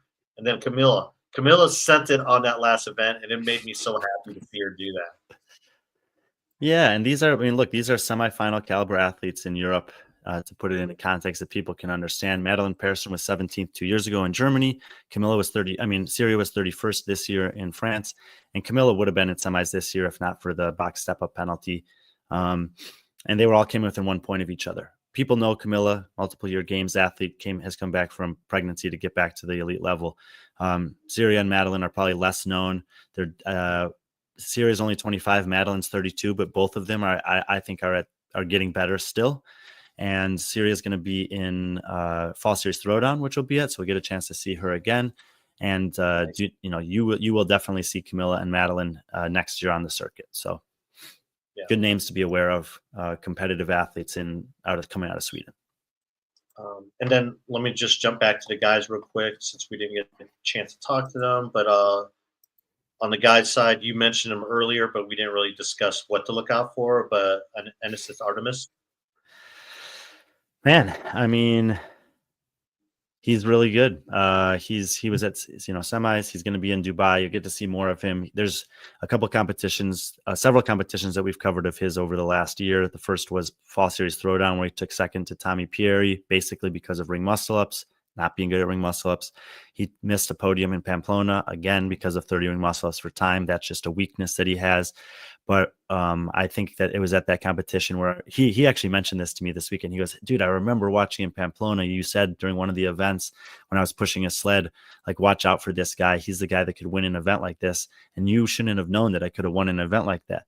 And I was like, well, I got a little lucky in that case because I didn't know that was a specific thing that you were good at. But I've seen enough of you to know that like your capacity and like strength, your volume strength is good enough that you can compete to win events against high level competition. And that's what he did this weekend again. I mean, look, you're putting yourself within a point or two of guys who are qualifying for the CrossFit Games.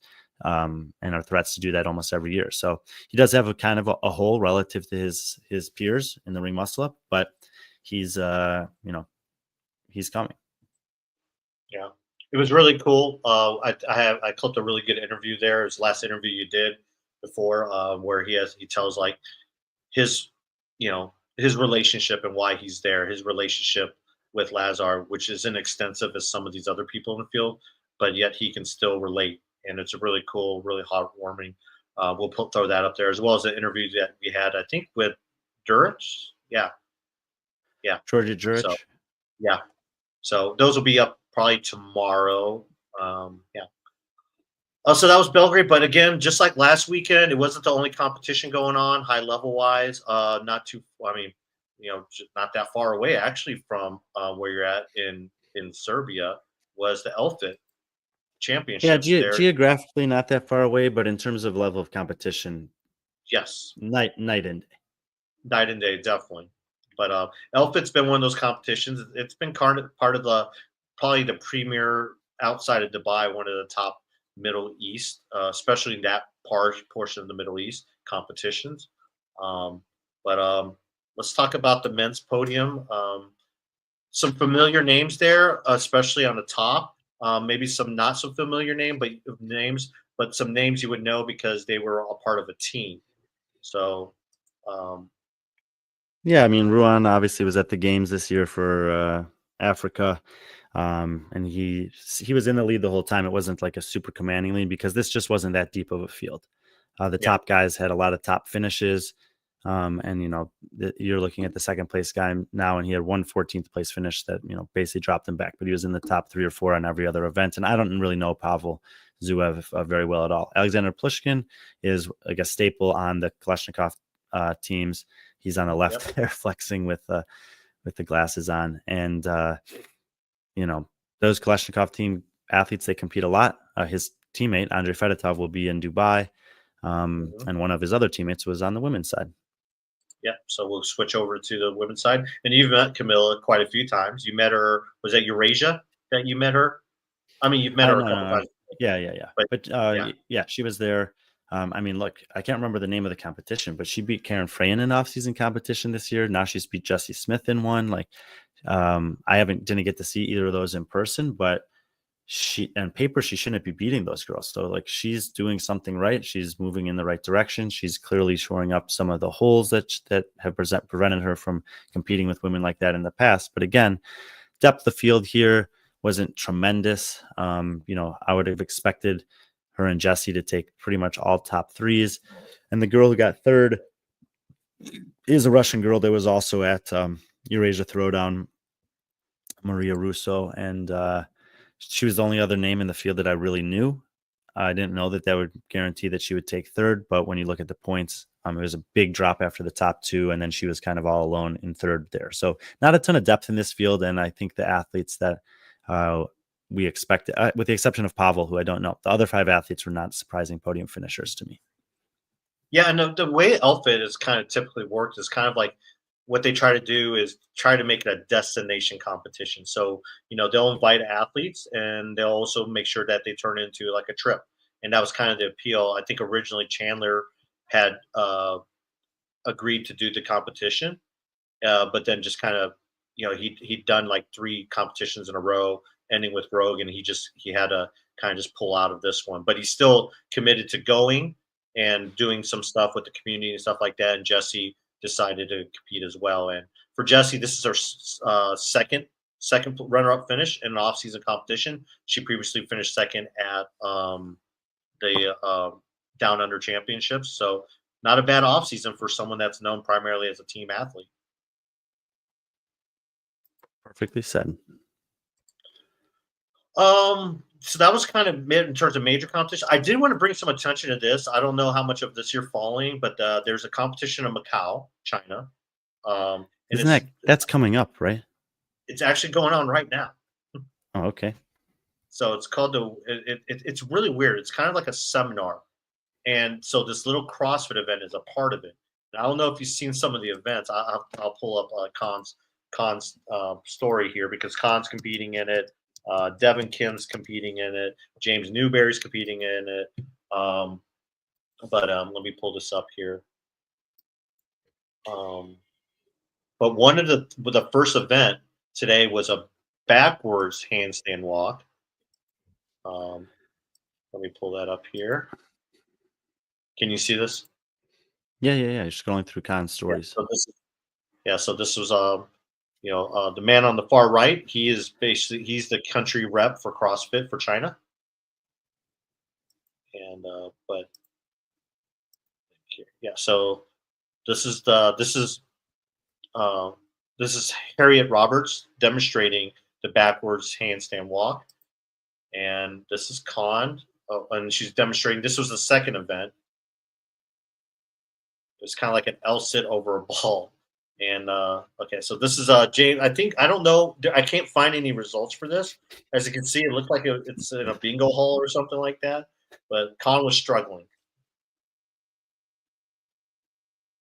But yeah, they're doing backwards handstand walks. I mean, it's not. Well, I guess Patrick just lost. It's not the first time we've seen the backwards handstand walk.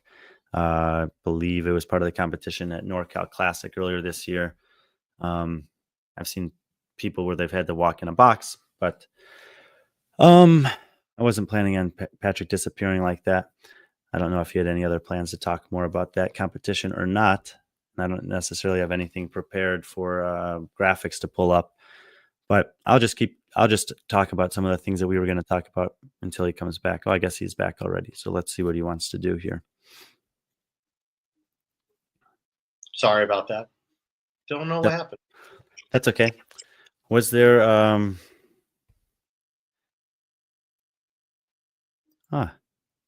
that's cool. Her first Kritika, her first CrossFit class was with Harriet. Didn't know she was a games athlete at that time. Harriet's awesome. Was there anything else about Macau that you wanted to talk about? I forgot what was the last thing you heard me say. Backwards handstand walking, and I just said that we've seen it before. It's been at the NorCal Classic and maybe a couple other places, but yeah, it was that, and they had like an L sit leg lift over a medicine ball, a weighted slam ball or something like that, and Khan really struggled in that. But yeah, and I think that's it in terms of competition wise. Like I said, we find any more information on that, we'll let you know. Let's go right into these questions then. I think so. You put out a story asking people to basically what was the question you asked? I forgot. I said 30 days, 7 countries, 4 competitions in Europe. What do you guys want to know? And we got a ton of feedback. I whittled down the questions to kind of the most frequently asked or ones that I thought were, important enough. I put out some of the ones that I was planning to answer this morning on Instagram, and probably would like to try to get this done in the next 30 minutes. So yeah, we easily. Mentally, how are you? From Patty Orr.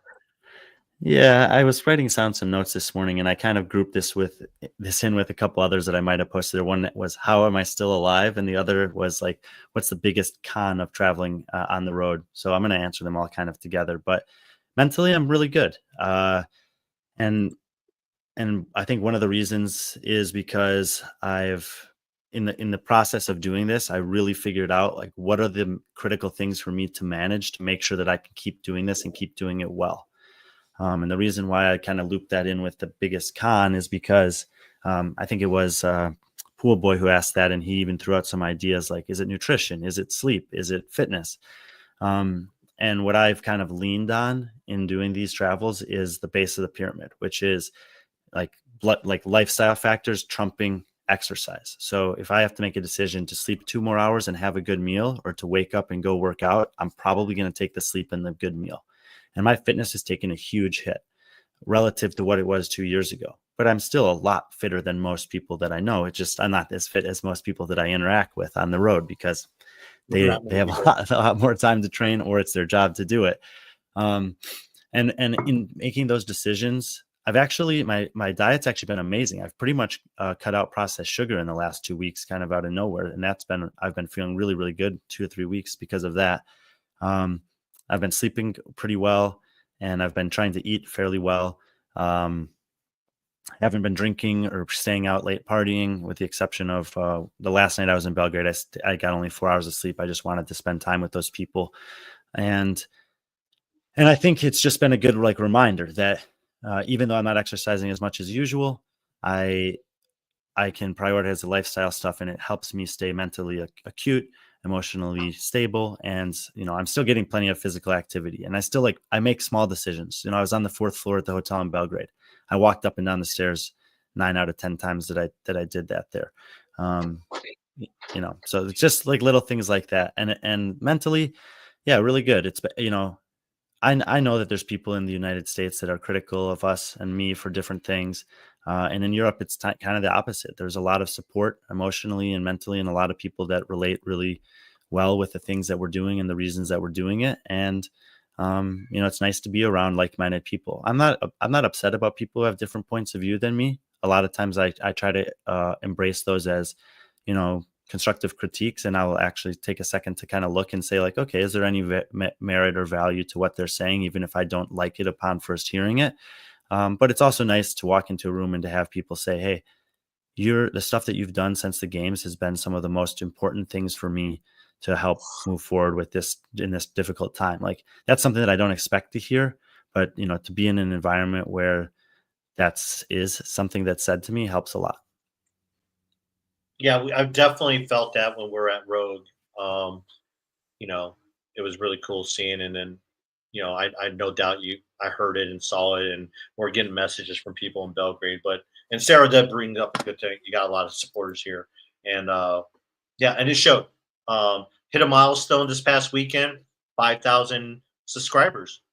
So, over the last 3 weeks, we put on almost 500 subscribers, and that's really hard to do on this platform. So it's again, that to me, that means we're doing the right thing and people enjoy what we're putting out. So thank you for all the support. And we will continue on doing that as long as we continue to get that support. Where we go. Fave spot location to just take a breath and enjoy the surroundings. I'm actually in that spot right now. This place in Wisconsin where I've moved to with these people here is like a safe haven for me.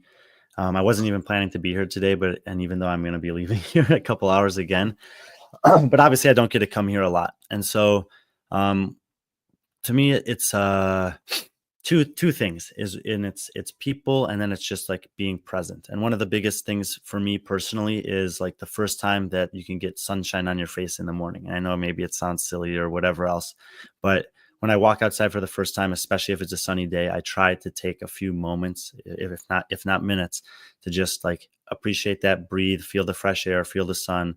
A lot of times at the competitions, you're inside for hours and hours on end. And, being in nature, even if it's in a city like that, just outside can be really peaceful for me. And otherwise, fairly, combustious and busy days on the road. So those are that. And then it's also just people, I'm on my phone a lot. I feel like I'm constantly working, but when I do sit down with people, whether it's to have a drink, a meal, something like that, I try to be present if I can be. I try to put my phone away and just to enjoy their company. Some of the people on the road are like family to me. Joe Siestula is a good example. There's periods of time where I see him a lot. There's periods of time where I don't, but it doesn't matter how much time passes. When we get together, we're going to have a steak. We're going to have he'll have a beer. I may or may not, probably not, but we're going to hang out.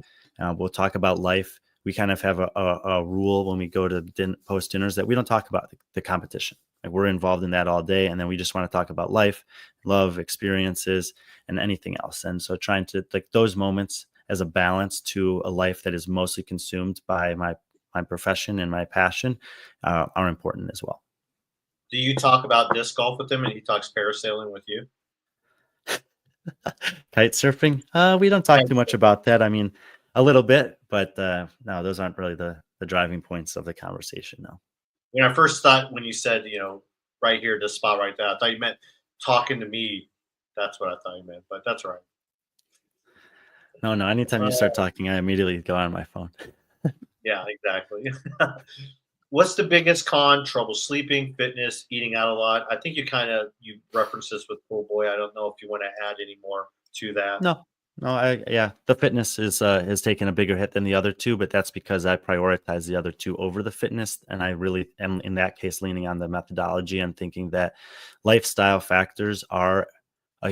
I think that lifestyle factors outside the gym are actually more important than what happens in the gym. That's not to say that you shouldn't be in the gym and you shouldn't be working out and you shouldn't have intensity and a variety of movement, etc. But I've known people who have slept well, eaten well, and walked daily that have lived healthy, productive lives. And I've known people that kill themselves in the gym, but have poor diets, drink a lot, don't sleep a lot, and they feel like shit more often than not. So those are the polar extremes. But for me, if I have to give up something or the other, I'll give up the fitness. I don't love it. I like being in the gym. I like getting into rhythm. And even if it's 20 minutes a day, consist like that's better than not. But if I have to give up one, I'll take the lifestyle factors over the fitness. We all can't lick as good as you, Pool Boy. Yeah, amen to that. Yeah. Impressions about Belgrade Games comp and all related to it. Maybe just like an overall assessment real quick. Yeah, I mean, we did talk about that a little bit with the Belgrade Games, but it was a huge win for the Serbian community, the Balkan region, European community, and I know also for a lot of you guys globally. I think it was a good decision for them to postpone it by 2 months. It was a huge undertaking by a lot of people to make that happen in a short amount of time. A lot of athletes rallied and responded. A lot of volunteers rallied and responded to be a part of it.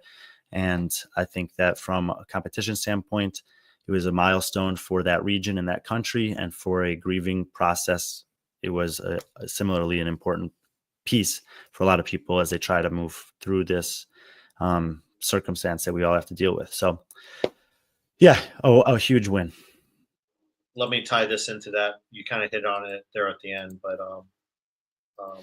how did the higher end athletes like the competition in Serbia? You think they will be coming back again?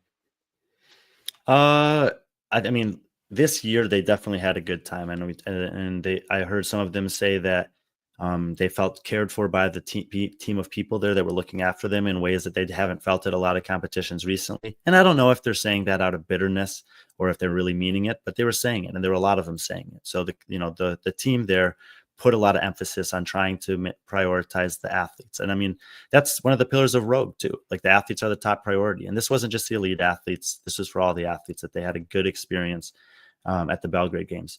Will top end athletes go back there again? I'm not sure if the Belgrade, I mean, it's only the second year of the Belgrade Games. I don't think it's a competition like a French throwdown, as an example, a strength and depth that like we've seen for a decade and we know is going to show up on the season every year, similar time of year, and athletes can plan for it. So let's see if it comes back next year and in what capacity. I do think that you'll see top end athletes from the Balkan region competing there. I don't know if in the next years you'll get as many athletes traveling from further away or not. That'll remain to be seen. Do you think Europe will be host to more big competitions going forward? That's from Fitness is Legals. I think Rogue definitely showed us that it's possible to have big events there. Throwdown. I do. What? I mean, and French Throwdown and some of the Madrid competitions. Yeah. Big is an interesting one. Like there are big events going on in Europe. So I'm not sure what perspective this is coming from. When I see it, it's like elite level athletes competing for high stakes and prize money. But Madrid has done that in the midst of having huge, CrossFit competitions. French Throwdown has had significant prize purses with huge community events. Strength and Depth has had huge competitions from a numbers perspective. Maybe they don't have the same pedigree of the top athletes. And Rogue showed us that athletes will travel for big money and big competitions to Europe. There's some challenges of having competitions in Europe, but I definitely think that there's a place for it. And if the answer was just a yes or no, yes, I do think that we will see more big competitions in Europe going forward. 1 second. I think I saw something very similar. Okay, yeah, let's do this one. Does the European CrossFit scene differ from the one in the US? Yes and no. I would say from a community participation level, it's just as strong there as it is in the US, if not stronger, meaning like the things that I was saying, that there are competitions happening all over Europe all the time. I was actually joking with Alex Katoulis because he's been doing some small competitions throughout Greece, sometimes team competitions, partner competitions, whatever. And he's like, yeah, man, I don't know. Just people like to compete. And it's actually one of the things that if you think about the totality of what an actual meaningful structure for a season of competitive fitness could look like, that I think is missing is, we talk about the past couple of years of semifinals in Europe as the European Championships, but what if there was actually circuits in countries that were all part of the same thing, that were feeding into national championship events or regional events like used to have in the US, that then would culminate in these semifinal field continental championships that were culminating in that could easily happen because those things already exist. It would just take someone to try to pull everyone together to do it. But the views on CrossFit is what's different. So while the competitive spirit is alive in both, there seems to be a pretty stark divide in terms of what they excuse me.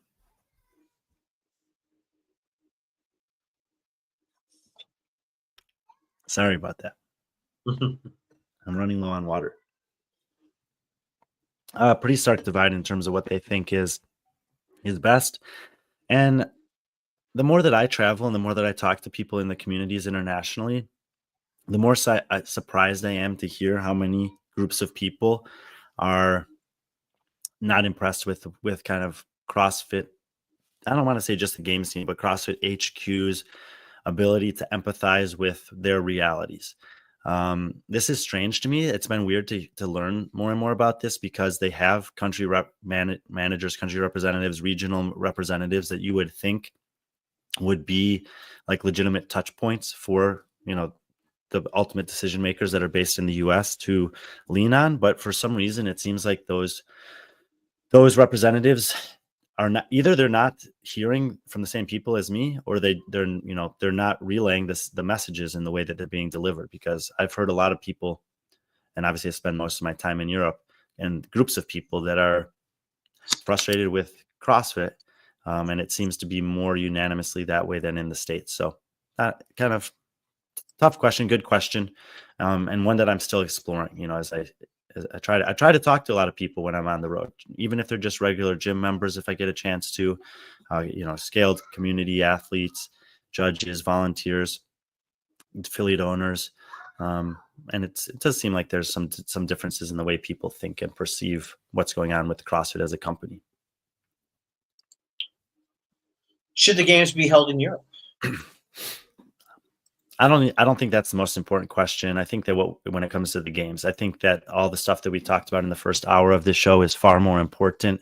The games in Europe is irrelevant if the games doesn't have the same status that it's always had. So I do think that having the games in Europe, assuming that it was going to have the same prestige, would make sense. I think that Dave Castro agrees with that. I think that a lot of people agree with that, but I think that prior to asking that question, we need to kind of ask some of the other stuff first. And, right now with the decisions that they've made, I think they're going to lose some momentum, lose some participation. And that means that, and majority of that's going to come internationally. So I think it would be a mistake for CrossFit to go internationally, given the decisions that they made today. Yeah. Dave was on record, during his athlete interviews before the game, saying that his goal was to have the 20th CrossFit Games in Europe. So, what are the 5 most impressive places or events you've seen? This is from our buddy Jeffrey Birchfield. Okay. Places. These are all related to CrossFit. So I've traveled some other places not for CrossFit that maybe make this list, but through CrossFit, some of the places that I've been to that have really made an impact on me from an environmental perspective. Salt Lake City this year, I think that's just a really, really crazy cool place. Athens, Greece, Riyadh, Saudi Arabia, Oslo, Norway, and northern Spain, both in Pamplona and Bilbao and San Sebastian when I've had a chance to go there. So try to give a good breadth of different potential destinations, but all of those I would say are cool places to visit if you get a chance to. From a competition standpoint, you guys have probably heard me say some of these before, but Turku Tuomiopäivä in Finland is like no questions asked. You're going to get a great competition experience there. Wadla events, specifically Oslo Throwdown, same thing. Can't go wrong no matter what division you want to compete in. Fittest of the Coast in South Carolina. Really, really well-run competition, hits on both elite and community levels. Pixel Pamplona Games, unfortunately, I won't be at that this year, but they have a really good field of elite athletes and cater to the community really well. And then this one's for a little different reason, but I'm still going to throw it out there because I think that it's taking some really, really unprecedented and unnecessary criticism, and that's Dubai. And Dubai, you have to temper your expectations. It's not a super well-run competition in the way that some of these other are. It's not a community competition, but the prize purse is significant. And the athletes that are competing there are athletes that aren't going to win that much money anywhere else. And I think that it's important to have competitions that exist like that, where people who have never won $10,000 in a competition have a chance to win $10, $20, $30, or $50,000. Because more people having more earning potential through competition, it's just a good thing for the sport. So those are 5 places and 5 events that I would recommend if it makes sense for you in your travels or competitive pursuits to look into. I should have had you argue for Dubai for me on Peter's show. And also, you forgot to mention, I think this counts as an impressive place, in a car in Scotland with me while I'm driving. That's pretty fun. Don't get in the car, Patrick, in Scotland. What are you talking about? That was awesome. No, it was not. Yeah, you just. Yeah. Well, this kind of goes into that question. How are you still alive? Because I take really good care of him. No, just man, I talked about already. Just tempering expectations, making conscious decisions. Sometimes I pass up on some fun things to take care of myself personally, but really prioritizing health is a big deal. So, yes, me too, Jeff. I need to get to Australia. I wanted to put this one in here because Augustine Velishnik is giving me a hard time about it there, but I have lost some muscle mass, and I'm looking forward to doing some more consistent lifting in December and January to try to kind of feel strong again. There's a good one. Okay. Top 3 males and females that we might not know who caught your eye. So I'm actually going to give you 6 of each, and all 6 of these are athletes that you'll have a chance to see over the next month. So you'll either get to see them at MBS Turkey Challenge this weekend coming up in Dubai or at Fall Series Throwdown. On the men's side, this week, Drake Lewis is competing there. I know people have seen him compete before, but I think this guy is only continuing to get better, and you should definitely, if you haven't already, you should know who he is. But the next 5 actually will all be in Dubai. Nico Maizaradze out of Georgia. Again, if you've been following us, you'll have seen him compete last year in Eurasia. You know that he made the semifinals, and he totally made every rookie mistake possible there. Even though his strength wasn't really up to par, he's going to have he had really good performances in the rest of the qualifiers. He'll have some good performances in Dubai, and I think he'll execute better than he did in semis. Tiago Lucis, who you might have seen, the best man from Portugal at the Bilbao Championships. I was really impressed with him there, and I'm looking forward to seeing him compete on a bigger stage in Dubai as well. Anestis Artemis, who already talked about. Toby Buckland, he's from the UK. He lives in the UAE, but he's lost about 10 kilos since the last time we saw him compete at Sand Clash. And by the way, he went almost toe-to-toe with Kalian Souza and Luca Dukic there. I know that, he's actually been tagging me on some of his stuff, basically saying, like, I'm coming. This is going to be a different version of Toby. And then Ben Fowler. Ben Fowler's working with Facundo now. He's been kind of this like guy that's creeping up the ranks in Australia. He's finally leaving Australia to go compete on a meaningful stage in Dubai.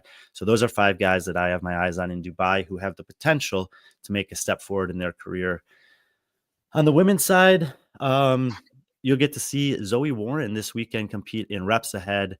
If you haven't, we just dropped an article today, and I write a little bit about her there. But we'll talk more about Zoe this weekend. Shifting to Dubai, there are 4 women competing in that competition who I'm excited to see.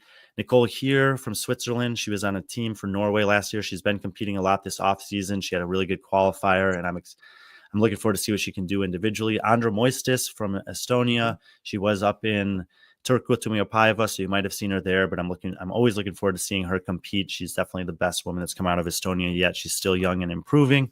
Margot Massette had a great performance at Wadapalooza last year. Yeah. Or just last year. Margot Massette out of France, after the injury she had at semifinals, she seems to be like back and like really freaking motivated, and also making some big strength gains.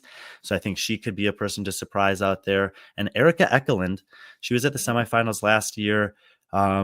Of the women that I've named, I probably know the least about her, but I've been learning some things, and I'm pretty excited to see her in another competition. I think she has a chance. I think she's getting better. Like the things that I know about her, it feels like she's getting better. So those are some names to watch in Dubai. And then at Fall Series Throwdown, the top 2 women from Albania will be there. Syria Meha, who we already mentioned earlier, and Joanna Skendaj, who caught my attention last year at the Fall Series Throwdown. She needs to get stronger and a little bit better on some of the skills. A year later, I'm looking forward to seeing if she's done that. So bonus answers for you, Ross Mulligan, but you can see all of them sometime over the next month. How can I be good at looking at metrics like you? Ooh. Not how can I be good looking like you? Damn. I know. Metrics. They put metrics in there.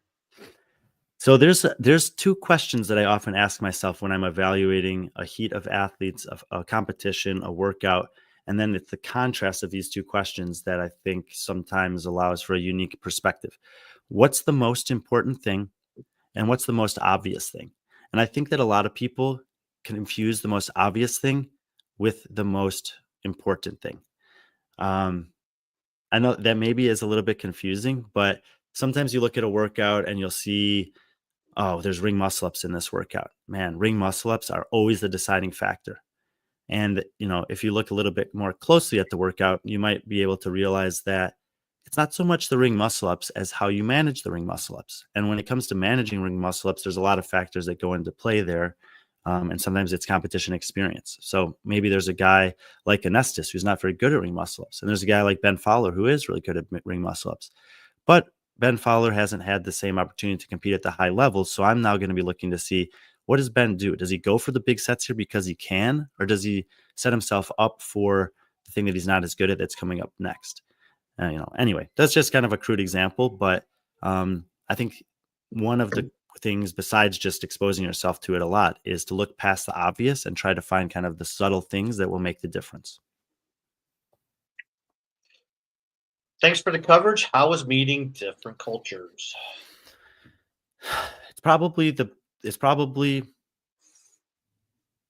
if it's not my favorite thing, it's my second favorite thing about getting to travel. I genuinely consider it a privilege to be able to immerse myself in a variety of different countries around the world.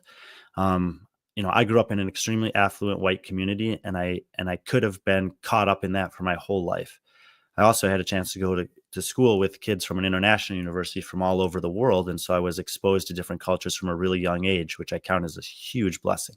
The fact that I'm able to do that as an adult as well through my job is something that I don't take for granted.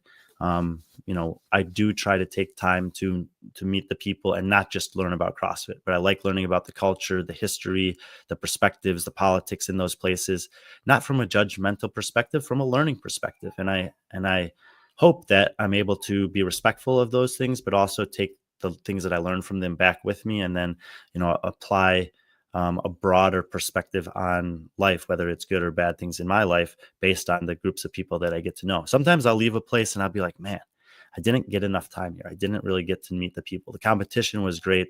The work was fun, but I wish I had spent an extra day or two, or had gone and done a little tour of the city, or I'd taken the time to go out and talk to the people. So that's your question, Kritika. That's right. This is from our buddy Truth, Marius. What is a life lesson you learned from meeting all these people and traveling there? I think you kind of may answer some of that. It's that I think it's that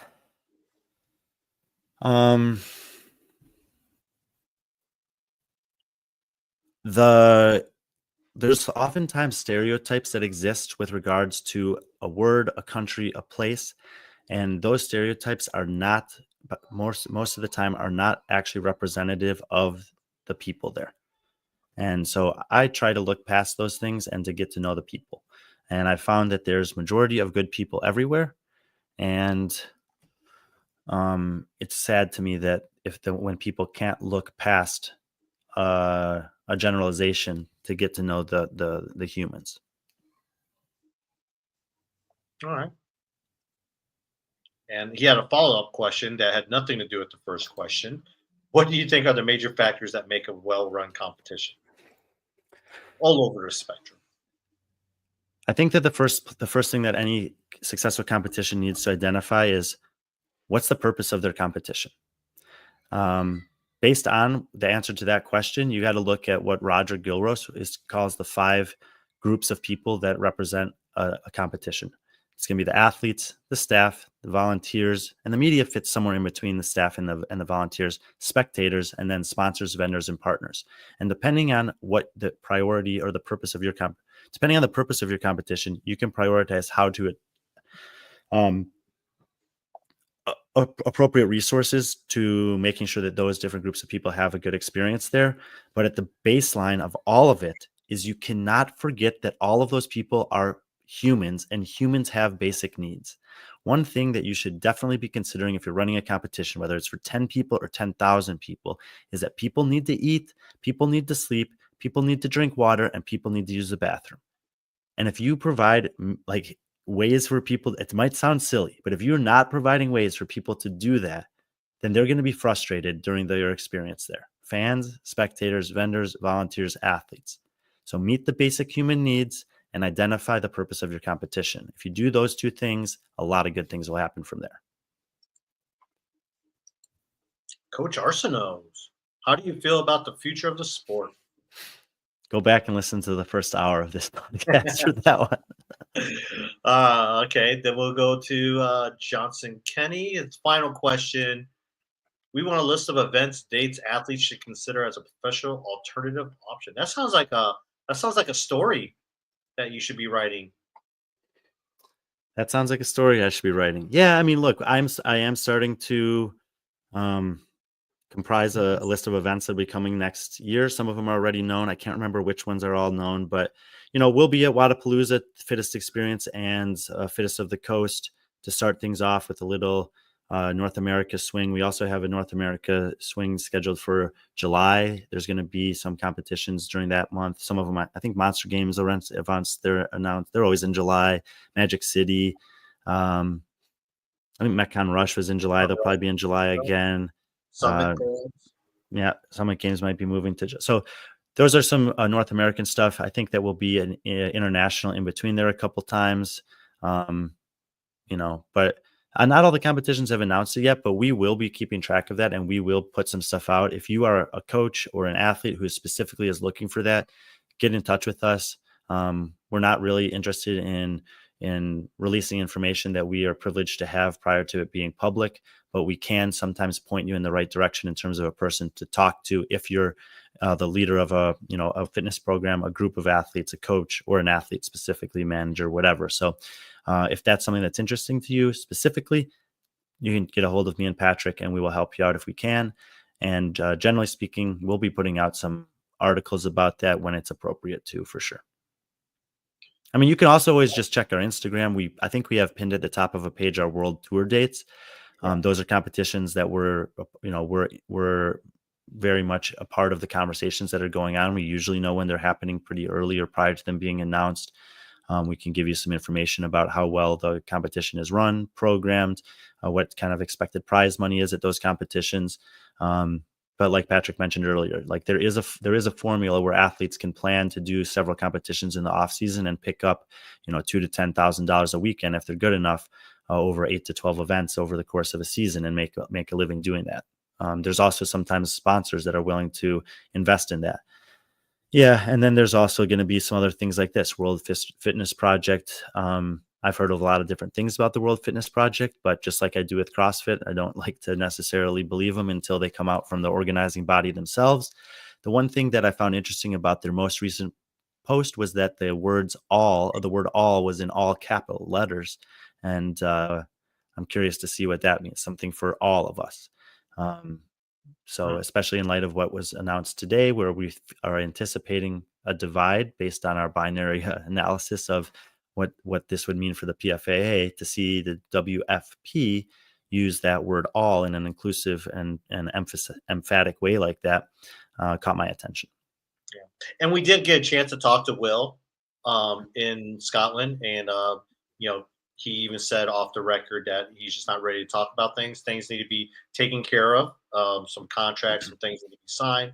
But as soon as those things are taken care of, that he'll release it, and he'll be more than happy to come on and talk. Do the media circuit and talk, and this get into discussions about it. So we're interested in that happening, and we'll try to get you as much information as we can, as soon as we know it. So this came out about an hour ago. It was a post by Luca. No surprise that he responded. Will you read it? Yes. So no investigation can reveal anything other than the fact that there was no reaction when it was needed. Shortly after CrossFit Inc. announced that their third-party investigation, I was informed by a source that they would not be sharing the results. However, I wanted you to hear this directly from them. This was merely a let's buy some time move until the community forgets and it's time to cash in on them again. The next time you consider signing up for the Open, paying your affiliate fee, or letting a few CrossFit Inc. oriented media pawns influence you, think carefully about giving your money, power, and time to a company that does not value human life. I think that there's a lot of people that will resonate with this. I mean, obviously you can see 12,500 likes on it already. It was only posted an hour ago. Yeah. And it's going to be similar question to, it's going to be a similar question to the PFAA. Like there's going to be people that are upset about this and feel offended by it, and they're still going to do the Open. And it's just the classic thing that actions speak louder than words. And, if you are a person that actually wants change with regards to the way that things are run by the CrossFit Games team or CrossFit HQ, then you need to follow Luca's line of reasoning here. And it sucks because there's millions of us that have wrapped up part of our identity in the concept of CrossFit for the last 5 to 15 years of our life. CrossFit is a huge part of my life. It's changed my life. It's caused opportunities for me to learn things about myself that I've never would have learned, to travel places that I never would have traveled, to have my closest relationships with people. And I feel strongly that that's true for tons of you, probably everyone who's listening to this. But right now, it's hard to ignore what Luke is saying. And just like the rest of you, I'm going to be asking these questions. Do I want to be a part of I've signed up for every Open for 11 years. Am I going to do that this year? I've been to every semifinal for the last 6 seasons. Am I going to do that this year? I've been to every game since 2016, except for 2020 that I couldn't go to. Am I going to do that this year? I work at a lot of CrossFit licensed events. I like training at CrossFit affiliates. I like telling people who are interested about the methodology of CrossFit. I like living that out in my own life. And so where do you draw the line? And that's going to be different for every person. I would encourage you, whoever you are, to do a genuine, reflection, whether it's within yourself or with your wife or with your friends or with your coach, and have those conversations. Like we said earlier, Lazar is gone. Sometimes I have a hard time accepting that. And it makes me really sad, and it makes me angry at times. I am sad and angry to an extent with what was released today. I don't think that I'm not saying that the decision was the right or the wrong decision. I don't think that it was sufficient in terms of acknowledging that they screwed up here. And it does feel like they took a long time, probably intentionally so, and left pretty much nothing in this that's saying what happened. People still don't know what happened. Why did he die? What's funny is, you know, it's kind of crazy because, obviously Peter from Coffee Pots and Wads, he does this like, the drunk Peter thing. But he was spot on. I know it's satire, but he was completely satire is usually embedded in a lot of truth. And in that little segment, he talked about like, hey, it's all manipulation. It's all, just like how they manipulated Luca, and manipulated athletes. So it seems like they're doing the same thing again.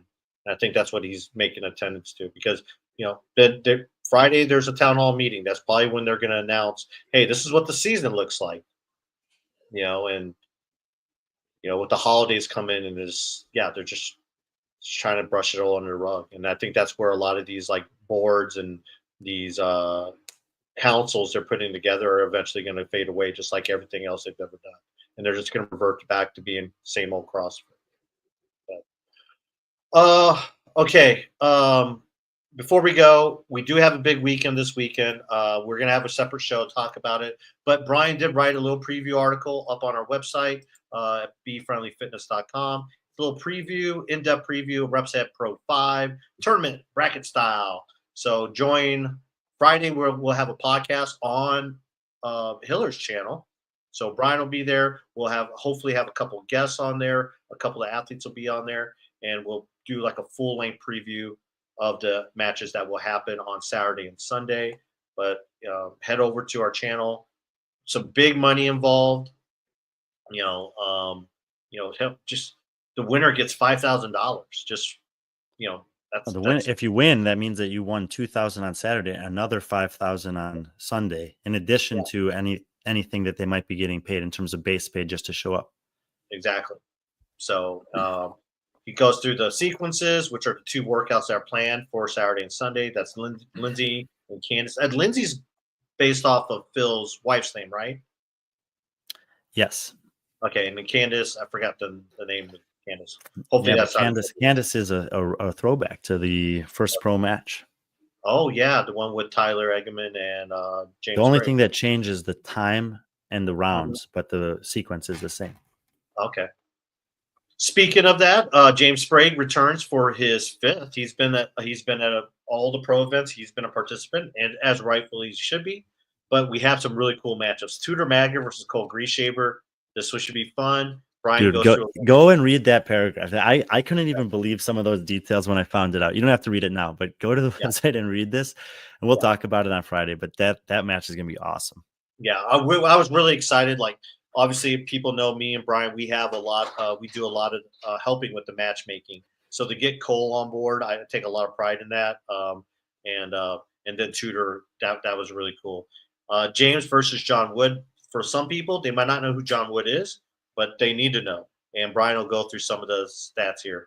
And on the women's side, we have Trissa Smith versus Zoe Warren. Zoe Warren, you highlighted earlier. She has a lot of potential, but for unforeseen circumstances, whether it be injury or something just goes wrong. But it'll be cool to see her. I like her in this workout.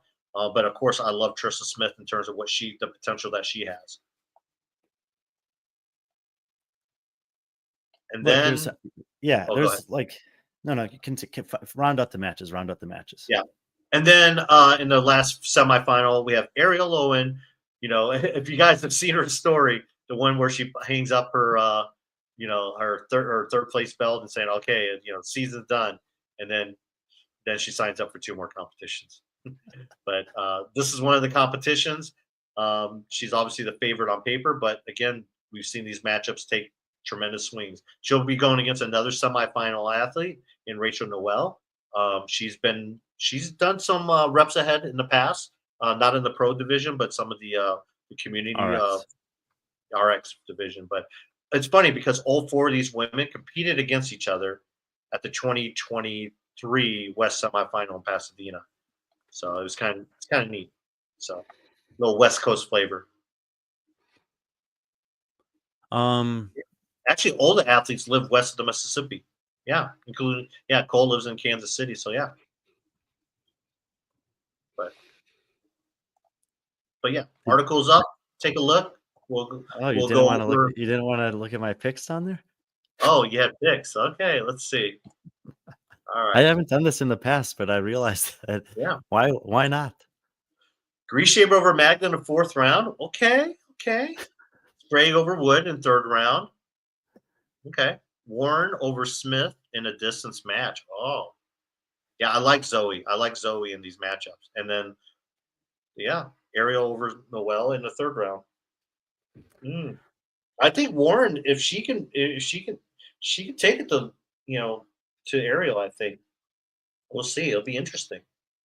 I'll give a more of an in-depth breakdown this weekend. Like Patrick said, we'll put it out a schedule and Reps Ahead will, and Turkey Challenge will as well. But we actually have a lot going on this weekend. So Friday, I think it's 5:30 Mountain Time, but just you'll see the announcement on Andrew Hiller's channel. We'll be doing a full in-depth preview from to Colorado with some of the athletes, and then to answer Jonathan's question here. We're covering both Reps Ahead and the Turkey Challenge. So I will be streaming Turkey Challenge. There's 3 events per day. They're kind of, the schedule's weird. So I'll stream 2 of the 3 events per day for the pro men and pro women's division on B.Friendly Fitness. And then we will stream Reps Ahead. We'll have a press conference Saturday and Sunday that Patrick will host with some of the athletes and possibly Andrew. I probably won't be there because I'll be doing the Turkey Challenge stuff. And also the 2-hour live shows from like basically 4:15 to 6:15 each on Saturday and Sunday night on Reps Ahead YouTube channel. So podcast will be on Hillers on Friday. Turkey Challenge will be on B.Friendly Fitness Saturday, Sunday. And then the press conference and Reps Ahead matches will be there. CJ, I love this comment. There is a way. There is a way. All the athletes are guaranteed 2 matches. So semifinals on Saturday, losers play in the 3rd place match on Sunday, winners go to the final. So CJ is picking a loss and then a win for Ariel. Ariel is just owns 3rd place. I love that, CJ. Good shit right there. That is awesome, CJ. I like that. I'm definitely going to share that with Ariel. Hopefully Dylan. I talked to Dylan in Scotland and he really wants to come out to it. Hopefully he can make it. Always have a good time. Obviously in Scotland, I was able to hang out in his box and chug some freaking what was that? Oh, some what's I drinking? I don't know. I drink a lot of things, but yeah, Jo is going to be there. He's a part of the media. I think he's heading the media team for MBS Turkey Challenge. Pretty cool media team. He's got the fittest photographer, him, a couple other great talented people there. So definitely look forward to seeing that dude. It's been a minute. Hadn't seen him since SoCal, but pretty cool. Longer show as usual. Brian has to hit the road. He has to drive back to Chicago, and then I got to get some sleep because I got a day of work tomorrow, and then I got to jump on a flight. I leave at 7:00 and I arrive at Denver at 12:00. So I love flying west. Flying east is gonna suck, but I need to show you though the seat selection. There's no one on my full flight. No one. Yeah, it's amazing. I'm pretty pumped. So, but thanks everyone. Appreciate it. Really interesting day today. Again, none of this is possible without you. Thanks for getting us over 5K. Thanks for getting us up. I mean, our views and Instagram have been great.